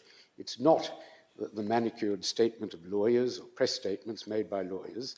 The press is entitled to do its own investigations. It may be, as a result of those investigations, the press will expose a most draconian and harsh and unfair treatment by the government abusing its powers. It may be, on the other hand, that the press investigation will show that these claims are bogus. You're not helping, Mr. Robertson. You're suggesting that this is an excuse for the press to go and track the children and find out what they're doing in Tesco and see whether this statement about the children being asked to get receipts is accurate. That's what you're suggesting, this will provoke. Well, it may well be that the press, by its own means of investigative journalism, will cast this issue in a humane and embodied light, will bring home to the public the real harshness of this regime. It may be that the press, through its own investigations, will show that there is no requirement to bring Tesco receipts to a civil servant. But the press have a watchdog role. It's public knowledge what these orders entail. Well, lady, It's in a judgment of this court, or at least of the House of Lords, and other judgments too. This is not. It is certainly in the judgments of this court. The judgments of this court, with all respect, are to the lay person sometimes indigestible because of obvious reasons. The judgments of this court must be read according to law, notwithstanding that I see the new application form does invite applicants for this court to show that they, I think, can write short and judgments. The fact is that we all know that legal language is sometimes opaque. The part of the function of your client, surely, is to make them digestible. Yes, exactly. And by making them understandable and comprehensible with, as the cases of Lord Wolfe and Karen Todner says this, that press reports to be comprehensible to the public, and not only to the public reading the Times or the Guardian, but to the public reading the Sun and the Mirror, have to be embodied. They have to deal with human beings. And because it is, after all, the impact of these orders on human beings that would disturb the public if it were draconian. Mr. Robinson, can I just ask you about, because you mentioned this sort of, let's take the tabloid press and some other, whatever you call the other press. Supposing you assumed that there might be excesses on the part of the tabloid press, Yes. Is that a reason to make an order which would therefore prevent more responsible newspapers from investigating the matter? I mean, what is the test what we apply? I mean, how do we look at the end of the day is giving people the information they need to make a democratic choice. That is the ultimate test, if you like, and one can't take into account the possible excesses of the tabloid press, because those excesses are restrained. They are restrainable by defamation proceedings. If the press in any way adopts the allegation of MI5 that these men are terrorist suspects, they may be sued for defamation, and very heavy damages will be given. There's no shortage of solicitors who, on contingency fees, will take on papers on behalf of poor people who are, where papers adopt the suggestion of the security service, and of course, they're never likely to get the evidence from the security services. So that is restraint one. Restraint two is contempt of court. And so but at the end of the day, the tabloid press, it may not be particularly attractive, but have a right to, that's what freedom of speech is all about. And so they have a right to run a question of whether terrorist suspects should be allowed to live in England. I notice you don't mention the Press Council. One doesn't mention the Press Council, my Lord, because it's been defunct for some years, but the Press Council, you know what replaced by the Press Complaints Committee, has, I'm afraid, gone into a kind of hibernation on these issues. It went into it for the interesting reason, I don't want to bore, but because the Press Council was replaced because it was thought to have a conflicting function. One, to represent the press, and two, to uphold complaints against the press. So it transmogrified into the Press Complaints Commission, which only had the job of considering complaints against the press. And so sadly, there isn't, as there was in the days of Lord Devlin and Sir Louis Blom-Cooper, a press council that represents the interests of the press and could perhaps make submissions on issues like this. And undoubtedly would. In the old days, the Press Council was very active in mediating between the press rights and the court and issued all sorts of things. But that doesn't happen now, and sadly, there is no replacement body, other than as there is a statement by Your Lordship, Lord Hope was interested, and I should perhaps indicate the statement by Mr. Dodds of the Press Association, at 17, the PA, or Press Association, has taken on a certain role in this issue. He is the legal editor, Mr. Dodd, of the Press Association, and he deals with pre-publication advice, advising reporters on press coverage, how to challenge restriction orders. And at 4, he says the media plays an integral role in the operation of the principle of open justice. Judges and all who participate in trials are subject to public scrutiny. At 5, he's been alarmed in the increase in anonymity and closed court orders because of the raising of rights to privacy.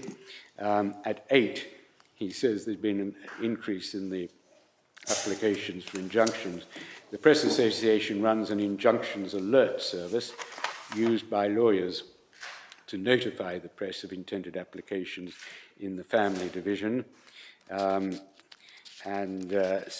there he does take on that role, and he explains at 10 that even if the media is given appropriate notice of such applications, it doesn't have the resources to challenge or fight every case, or even the most cases. The Press Association doesn't have the resources to instruct counsel. On top of our own applications, we're approached by local newspapers for assistance in proceedings. I have to write the submissions of myself or argue brief reporters over the phone so that they can attempt to stand up in court and argue the media's case. And he talks about the amicus services. So that is that has in effect been the body that in that hand-to-mouth fashion does operate. I think Mr. Lucas at tab 10 may... So, I'm just thinking up Lord Walker's point. Do we or do we not take into account the fact that unless I'm completely mistaken, people who are offended by the way they've been treated by the press can make a complaint to the Press Council. To the Press Complaints Commission. Whatever it's called, Press Complaints Commission. Right. Now, is that a matter which we take into account or not in deciding? Yes. Your Lordship should take into account, A, the law of defamation, in which any adoption of these statements by any media source is suable and up to £200,000 is recoverable. Secondly, take into account the law of contempt, which would apply. And thirdly, there are complaints to the Press Complaints Commission, although that's not a statutory body. And fourthly, there is now a law of privacy in this country since the Campbell case, isn't there? My Lord, there is, and there are also provisions for harassment. I haven't got them immediately to hand, but there are various offences now that provide against harassment, the old watching and besetting, and of course the court has the power to injunct paparazzi and doorstepping and situations where reporters clamour at your doorstep. There is also, most newspapers have ombudsmen who are able to provide corrections and clarifications, but the law does provide protection for privacy, both by way of injunction in case of physical intrusion, and of course the developing law on privacy where one has a reasonable expectation of confidentiality. So in all those ways, and there is of course the police as commander. The case being made against you is not that the press are going to behave badly or incite the public, but simply that the press are going to report the truth, yes. And the truth will then have the effect of inciting the public. It is the case made against us is the case that this lifting the pseudonym orders will cause reputational damage, that it will, in the newspapers that I represent, The Economist, The Times and The Guardian, that the report that these men are accused by MI5 or suspected by MI5 of being terrorist financiers would be an absolutely privileged defamation. And that feeds into my central argument, which is that reputation is not an Article 10 right. And that is shown, and it may be... Article 8 right. It's an Article 8. Article 8 is not...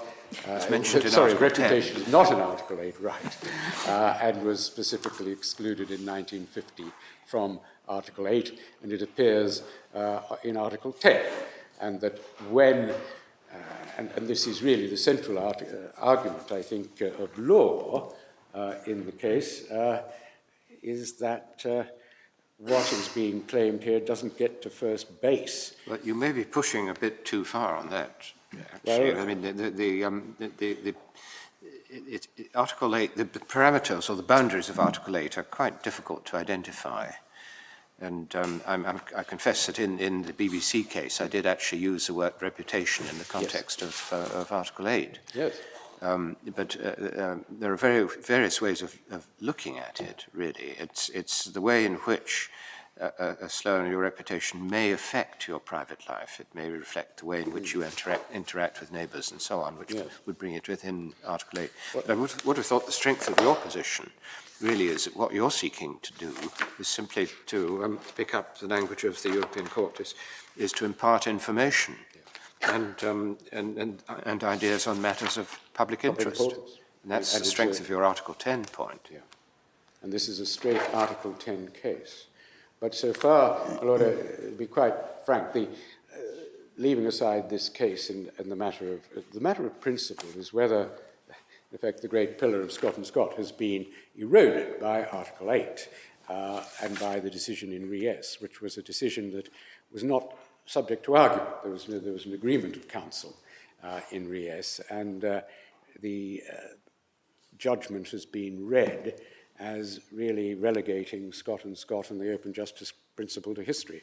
And the result has been, and this is what concerns the media, an extremely complex parallel analysis, as it's called, I think, in which one can see it in Mr. Tomlinson's paragraph 14.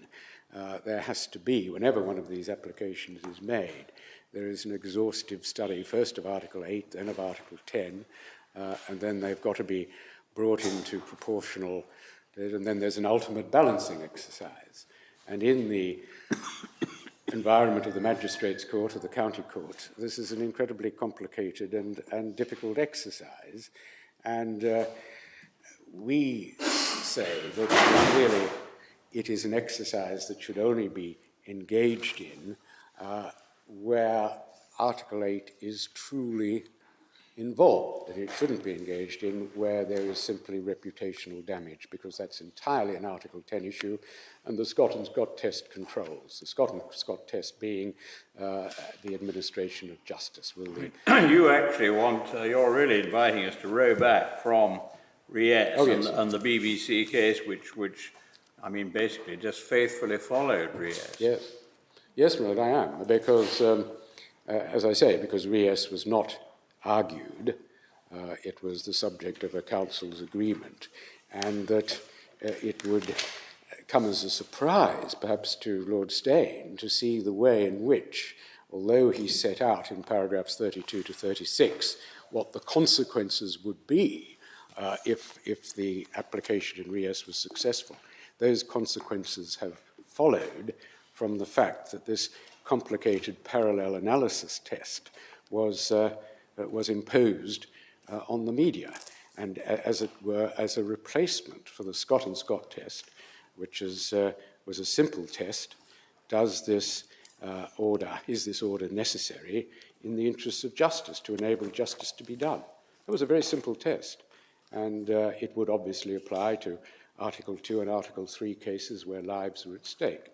It applied with blackmail victims, with rape victims, and so forth. But the simple suggestion that Article 8 is involved whenever, in order to suppress a defamation, a defamatory imputation, means that there has, as Mr. Dodd said, been a great increase since Ries in the number of applications, and the ultimate balancing test is inevitably subjective, because balancing on the one hand fears of tabloid press statements against the right of open justice, there is sometimes it will come down in the mind of the judge against the open justice principle. I mean, you wouldn't go as far as say that no Article 8 interest could ever outweigh the Article 10 interest? No, in the case of children, certainly we would accept that they are a very weighty interest, Article 8 interest, and that can be taken into account. But where the claim is only reputational damage, that is Article 10 and Scott and Scott. Was Scott a case where a much broader order was being sought? Or it was really to hold the proceedings in private, wasn't it?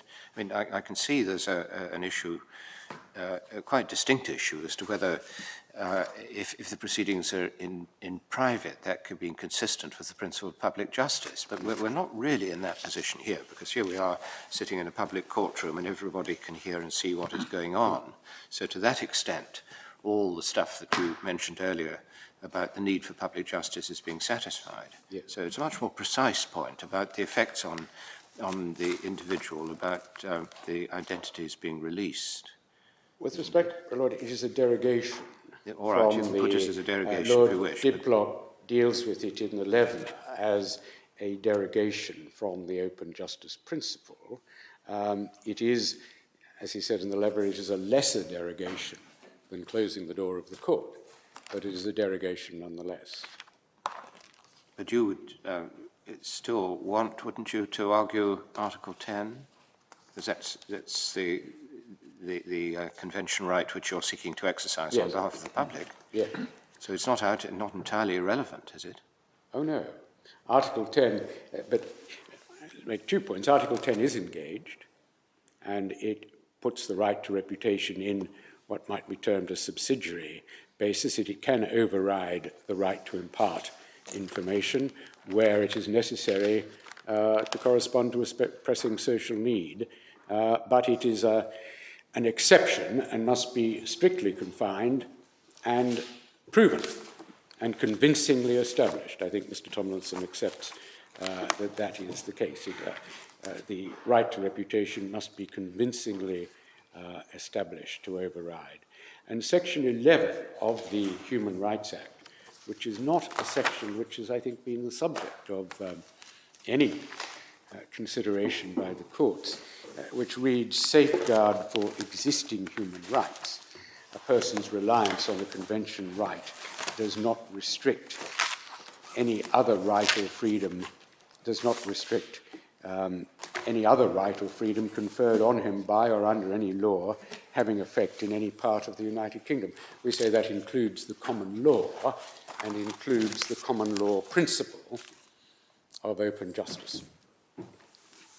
So that we're not only relying on Article 10, our right to rely on the common law as interpreted in Scott and Scott is maintained by Section 11.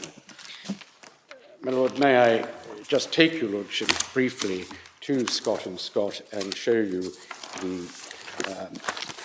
the passages that establish the principle. It's in Volume 1, tab 9.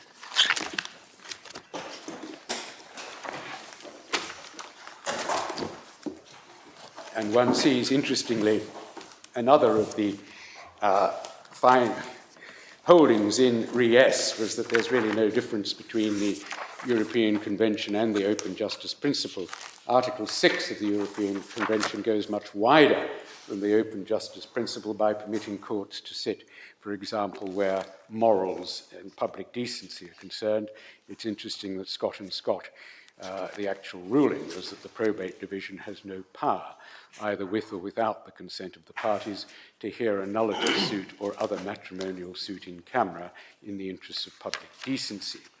And the test, if I can show you in the different judgments, Viscount Haldane at page 437,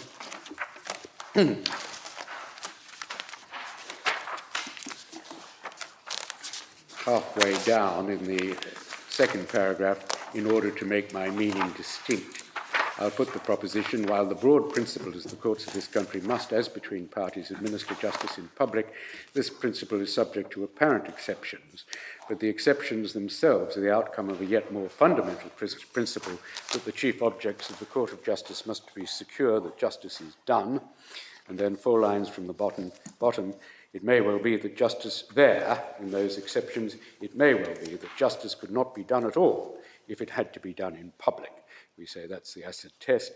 As the paramount object must always be to do justice, the general rule as to publicity, after all, only the means to the end, must accordingly yield. But the burden lies on those seeking to displace its application in the particular case, to make out that the ordinary rule must, as of necessity, be superseded by this paramount consideration. The question is by no means one which, consistently with the spirit of our jurisprudence, can be dealt with by the judge as resting in his mere discretion as to what is expedient. The latter must treat it as one of principle and as turning not on convenience but on necessity. So the two duties of the appellants must bear the burden of proving that it's necessary to supersede the rule. It must turn not on discretion but on principle. And the problem with the balancing test between Article 8, of course, is precisely that it is discretionary. At page 442, the Earl of Halsbury, in the first full paragraph on page 442, my Lords, while I agree with the Lord Chancellor in the result which he's arrived at, and generally in his principle, I wish to guard myself against the proposition that the judge may bring a case within the category of enforced secrecy because he thinks that justice cannot be done unless it's heard in secret. I do not deny it. It's impossible to prove what cases might be brought in that category. Your Lordship has said that a mere desire to consider feelings of delicacy or to exclude from public hearing details which it would not be desirable to publish is not, in your Lordship's opinion, enough to prevent a public hearing, which must be insisted upon in accordance with the rule that governs the general procedure in English courts of justice, and that to justify an order for hearing in camera it must be shown that the paramount object of securing that justice is done would really be rendered doubtful of attainment. So that is the way the Lord Chancellor has put it, and probably the proposition for which the case stands, although the Earl of Halsbury does go on to say the difficulty I have accepting this is that the rule is of such wide application that individual judges may apply them in a way that, in my opinion, the law does not warrant. I mean, the vice of in-camera hearings is very plain.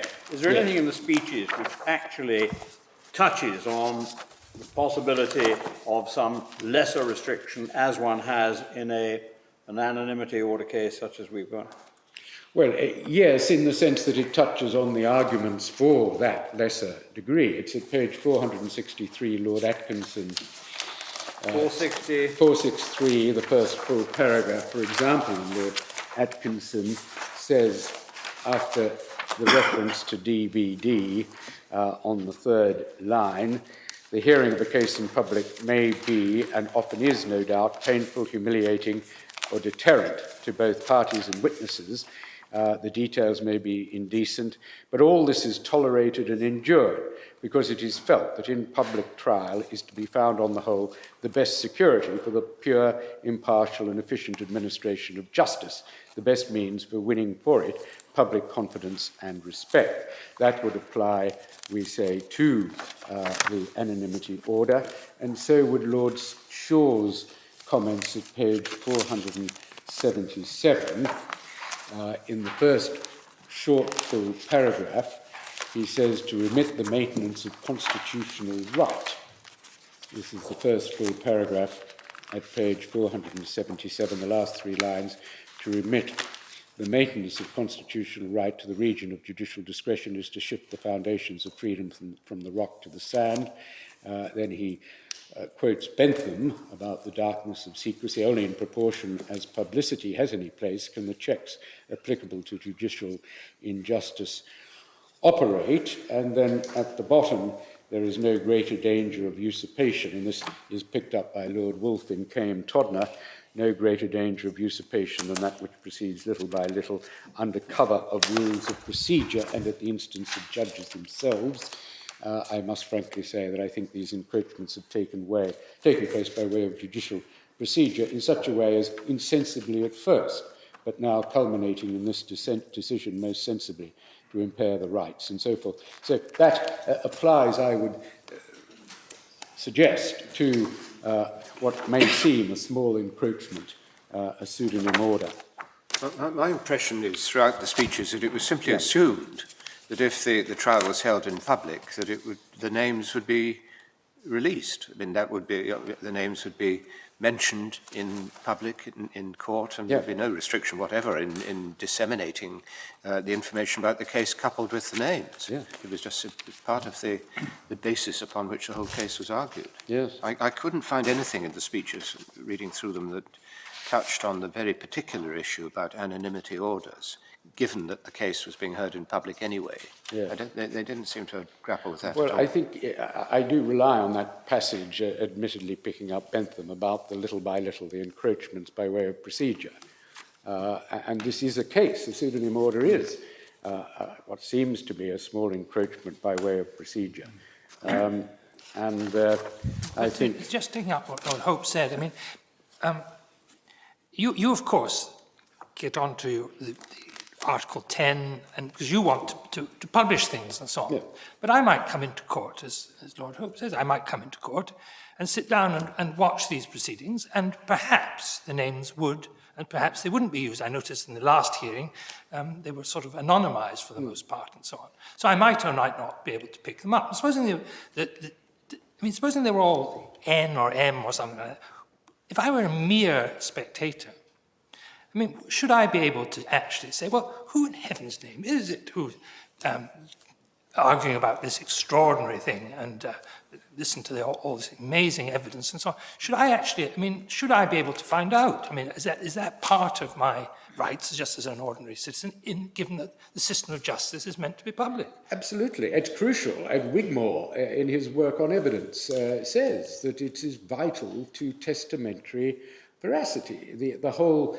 one of the important checks on an ability for the court to do justice is the fact that when John Doe says something in a witness statement, someone in court or seeing it reported in the media can say, that's not true, that's false, and come and let one of the parties know it's false. So that is why in our respectful submission, the identity of the parties is crucial. But does that factor arise in this case? Yes. In what way? Well, Hay is a good example. One would never... Hay is an international public figure who broadcast regularly, and if one were to believe his witness statement... Yes, well, I think we probably had enough about Hay, but what about the other appellants? How does it arise, how does that factor arise in their cases? Well, we don't know. We do not know, but it might very well. It may be that on reading that M in his real name is a suspected terrorist, someone in the public will realize that a transaction they have had with him is indeed a terrorist-related transaction and may come and give evidence to the Treasury. It may be, on the other hand, that someone will know that this man is, in fact, opposed to all that Al-Qaeda stand for. And so this is... Wigmore's point is that naming names, having everyone identified, is an important check on to see that justice is done, because it enables people to come forward with information. That's the interest of justice. Yes. Before the Human Rights Act, one had cases raising questions of sitting in private or anonymity in the interests of justice, because if this were not done, then it might foul up the process of justice. One had cases, Colonel B, in which these issues arose, having regard to national security. One had legislation dealing with the position of children. But that apart, was there ever any suggestion that the individual's position, the prejudice that he would suffer as a result of being exposed by the court proceeding, was a relevant matter at all, so far as open justice was concerned? Ergo, next question. Has the Human Rights Act made a difference? There always were certain exceptions, were there not? I mean, take the blackmail victim. Everybody acknowledged that you couldn't properly name him. But that was, with respect, a justice exception. That was the blackmail victim, although there was a famous article by Lord Goodhart in Harvard saying that the blackmail exception was to enable justice to be done, because otherwise the blackmailer would succeed. That was the one common law exception that had been drafted on. But the pre-1998 position is, I suppose, epitomised by the case that is in Volume 1 at the very end, tab 11, the Evesham Justices case, where this was a magistrate's court decision where the defendant, who'd been a Tory MP, was charged with driving a vehicle without an MOT certificate. He'd been harassed by his ex-wife at his previous address and didn't wish her to find out where he was now living.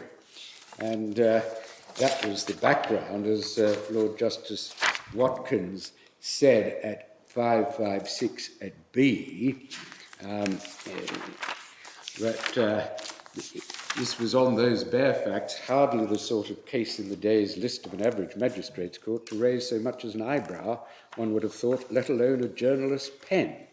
However, it became an issue because the justices allowed him to keep his address secret, which one would have thought would be a fairly minor incursion on the open justice principle. But at page 561, at C, the court says there are undoubtedly cases in which it is necessary for the identity of a witness or even a defendant to be protected, but they are rare, and the circumstances of them bear no comparison with the original case, with this case. At H, he says the proper administration of justice must command a measure of confidentiality. I'm bound to say that I'm impressed with the argument that the action taken by the justices had nothing to do with the administration of justice. It seems to me that the concern shown by the justices for not giving publicity to Mr. Hocking's home address was solely motivated by their sympathy for his well-being if his former wife should learn of his home address and harass him yet again. That kind of predicament is not, unfortunately, unique. There are undoubtedly many people who find themselves defending criminal charges who, for all manner of reasons, would like to keep unrevealed their identity, their home address in particular. Indeed, I go so far as to say that in the vast majority of cases, in magistrates' courts anyway, defendants would like their identity to be unrevealed and would be capable of advancing seemingly plausible reasons why that should be so, and that we have now with Article 8. But Section 11 was not enacted for the benefit of the comfort and feelings of defendants. The general rule enunciated in the passage from the Leveller may not be departed from, save where the nature or circumstances of the proceedings are such that the application of the general rule in its entirety would frustrate or render impracticable the administration of justice. I fail to see how the revelation of Mr. Hocking's home address could, in the circumstances, in any sense, warrant a departure from the observance of the general rule of ensuring open justice. Well, that was the pre-Human Rights Act position in a nutshell. I should show your lordships the Leveller passage, which related to the...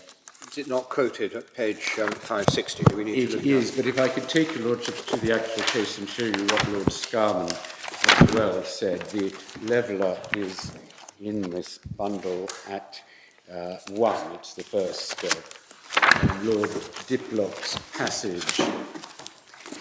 It begins in the very last line of page 449.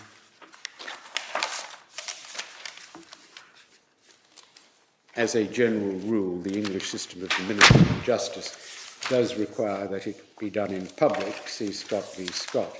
If the way that courts behave cannot be hidden from the public ear and eye, this provides a safeguard against judicial arbitrariness or idiosyncrasy and maintains public confidence in the administration of justice.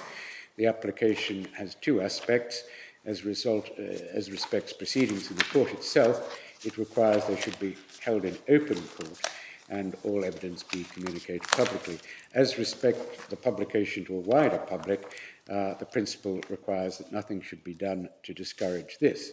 However, since the purpose of the general rule is to serve the ends of justice, it may be necessary to depart from it where the nature or circumstance of the particular proceedings is such that application of the general rule in its entirety would frustrate or render impracticable the administration of justice, that is the test of Lord Haldane, or would damage some other public interest for whose protection Parliament has made some statutory derogation. Apart from statutory exceptions, however, where a court in the exercise of its inherent power to control the conduct of proceedings before it departs in any way from the general rule, the departure is justified to the extent and to no more than the extent that the court reasonably believes it to be necessary in order to serve the ends of justice. He talks of the trial within a trial and at E, but no greater derogation from the general rule as to the public nature of all proceedings at a criminal trial is justified than is necessary to ensure this. And my Lord Scarman at page... at page 451, Lord Diplock goes on at E to deal with the pseudonym order. I do not doubt that applying their minds to the matter, that it was their duty to consider the interests of the due administration of justice, the magistrates had power to accede to this proposal for the very reason that it would involve less derogation from the general principle of open justice than would result from the Crown being driven to have recourse to what in that case was a statutory procedure for hearing evidence under the Official Secrets Act. Lord Scarman at page 470 at H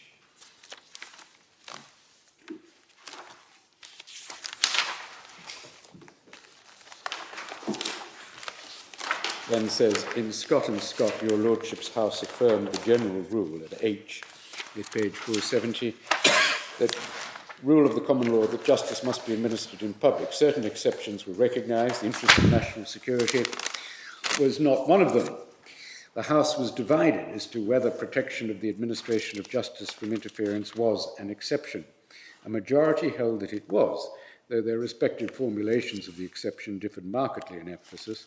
Lord Lurridon held that the underlying principle to be that the public were to be excluded if the administration of justice would be rendered impracticable by their presence. Viscount Haldane thought that it must be shown, my emphasis, that the paramount and so forth. Lord Halsbury, doubting, agreed with the Lord Chancellor. and Lord Shaw, and so forth. While paying heed to the danger of extending this sensitive branch of the law, I think it plain that the basis of the modern law is, as Viscount Haldane declared it was. It follows, one, that in the absence of express statutory provision, a court cannot sit in private merely because it believes that to sit in public would be prejudicial to national safety.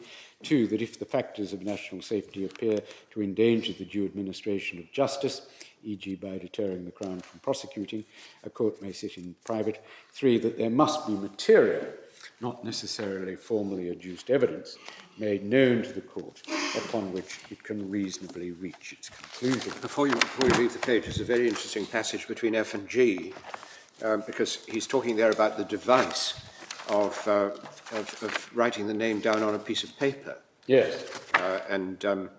I mean, that's convenient, but the test which he seems This is on page 470? It is, 471. Yes. 471, I'm sorry. And the test he's suggesting there is whether he says it's a proper extension of the common law power to sit in private and to be available where the court would have power at common law to sit in private but chooses not to do so, yes. Which rather suggests if you're going to withhold names, it would only be if you would have power to sit in private. Yes.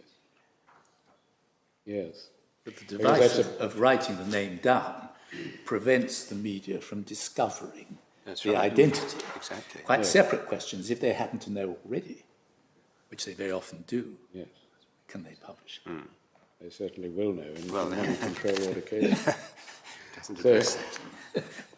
Lord, that approach to naming is at tab 7. You'll find the Came-Todner case, which was where Lord Wolfe applied the open justice principle to a case where, as your lordship sees from the head note, a firm of solicitors sought a pseudonym order, and Lord Wolfe at page 975 at the bottom, the general approach saying there can be no justification for singling out the legal profession for special treatment, and then over the page he says, the second point he makes, point 2, this is not one of the 4 specific situations identified in section 12 of the Administration of Justice Act where publication is where it's given statutory protection.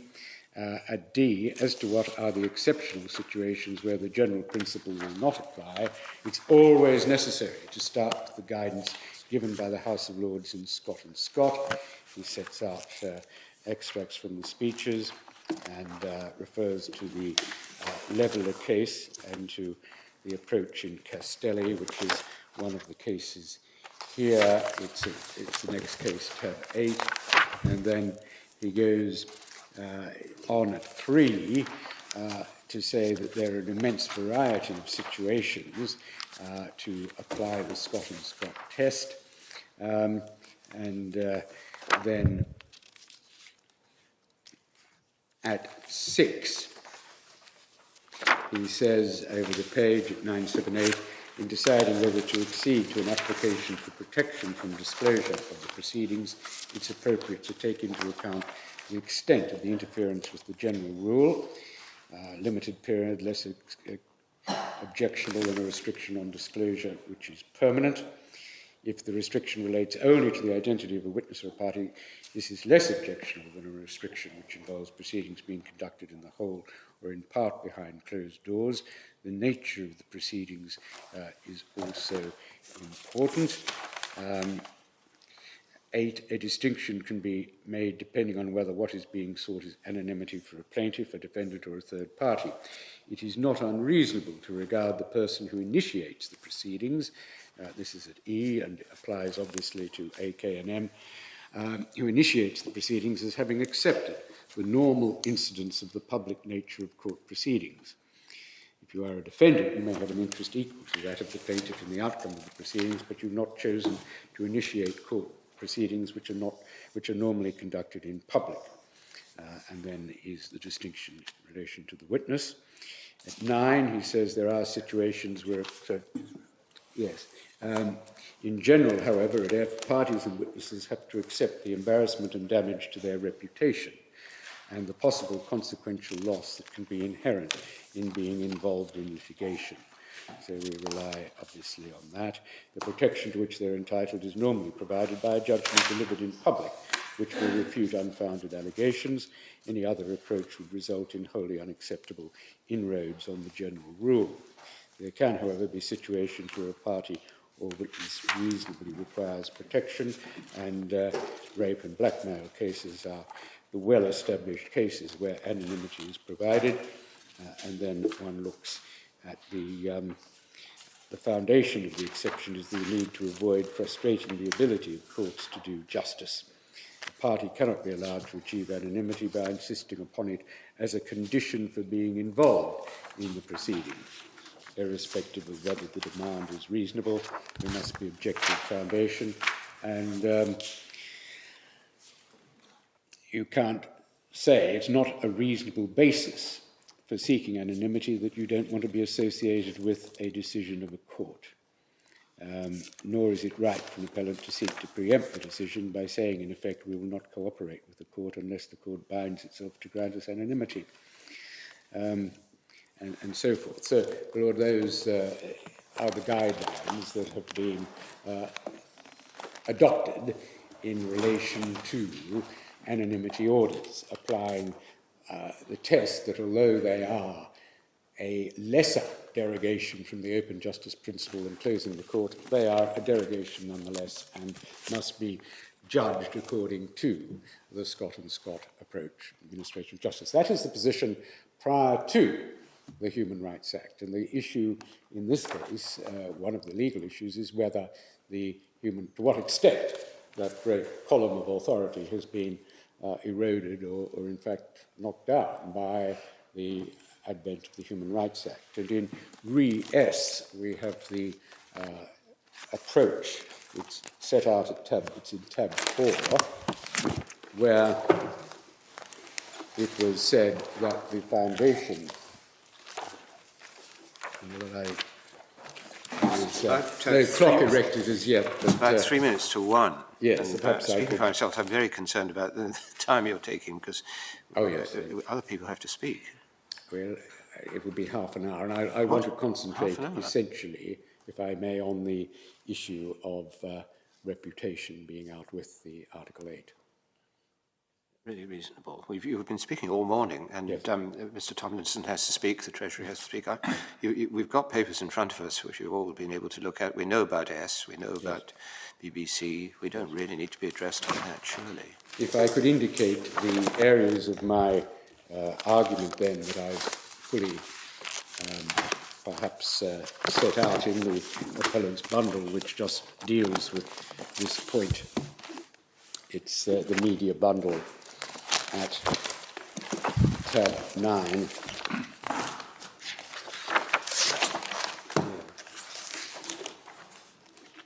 At 18. Sorry, tab 9 of what? Tab 9 of the media bundle. Oh, yes.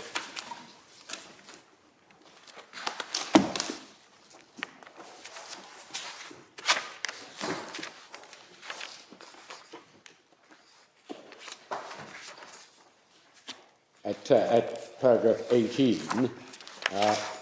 having made the point that it's really based on reputational damage, we say that Article 20, that Article 8 does not include reputation.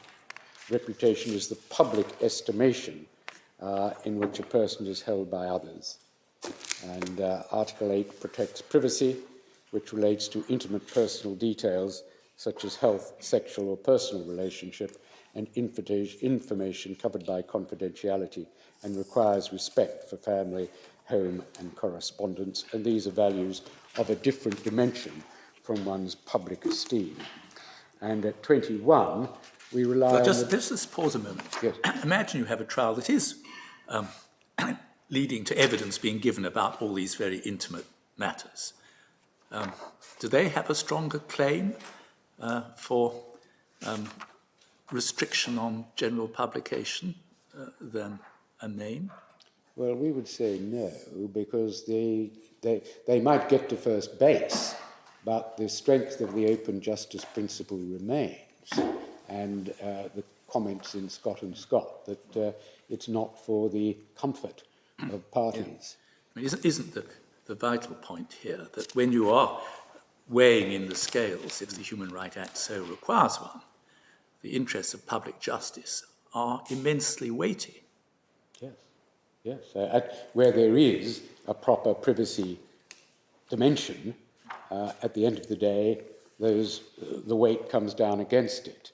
But we say in this case, you don't get to first base, and the importance of, in a sense, developing the position from Scott and Scott is to ensure that privacy claims are not made based on reputational damage alone, because that doesn't involve the parallel analysis. That doesn't get you to a contest. Well, whether you're right or wrong on the scope of Article 8, even if privacy is within, if reputation is within Article 8, are you ever going to have a situation where if that's all you can say about Article 8, it's going to go anywhere near outweighing public justice? That's right. But, my Lord, the concern of the press is that the Re-S test means that in magistrates' court this whole complex procedure must be gone through of the parallel exercise. What their concern is to avoid that situation in cases where only reputational damage is concerned. Well, if you're going to have an exercise as working out whether it's only about reputation or whether it goes a bit further, that's going to be equally burdensome. Well, less burdensome, they would say, because perhaps if I could have 5 minutes. Yes. Are we going to sit after 4? Yes. We need to know. Now, have you had an estimate of how long your colleagues were hoping to have? No. My Lord, I would hope to be no more than 10 minutes. 10 minutes out. Well, I thought that might be the case. Well, I hope to be no more than now.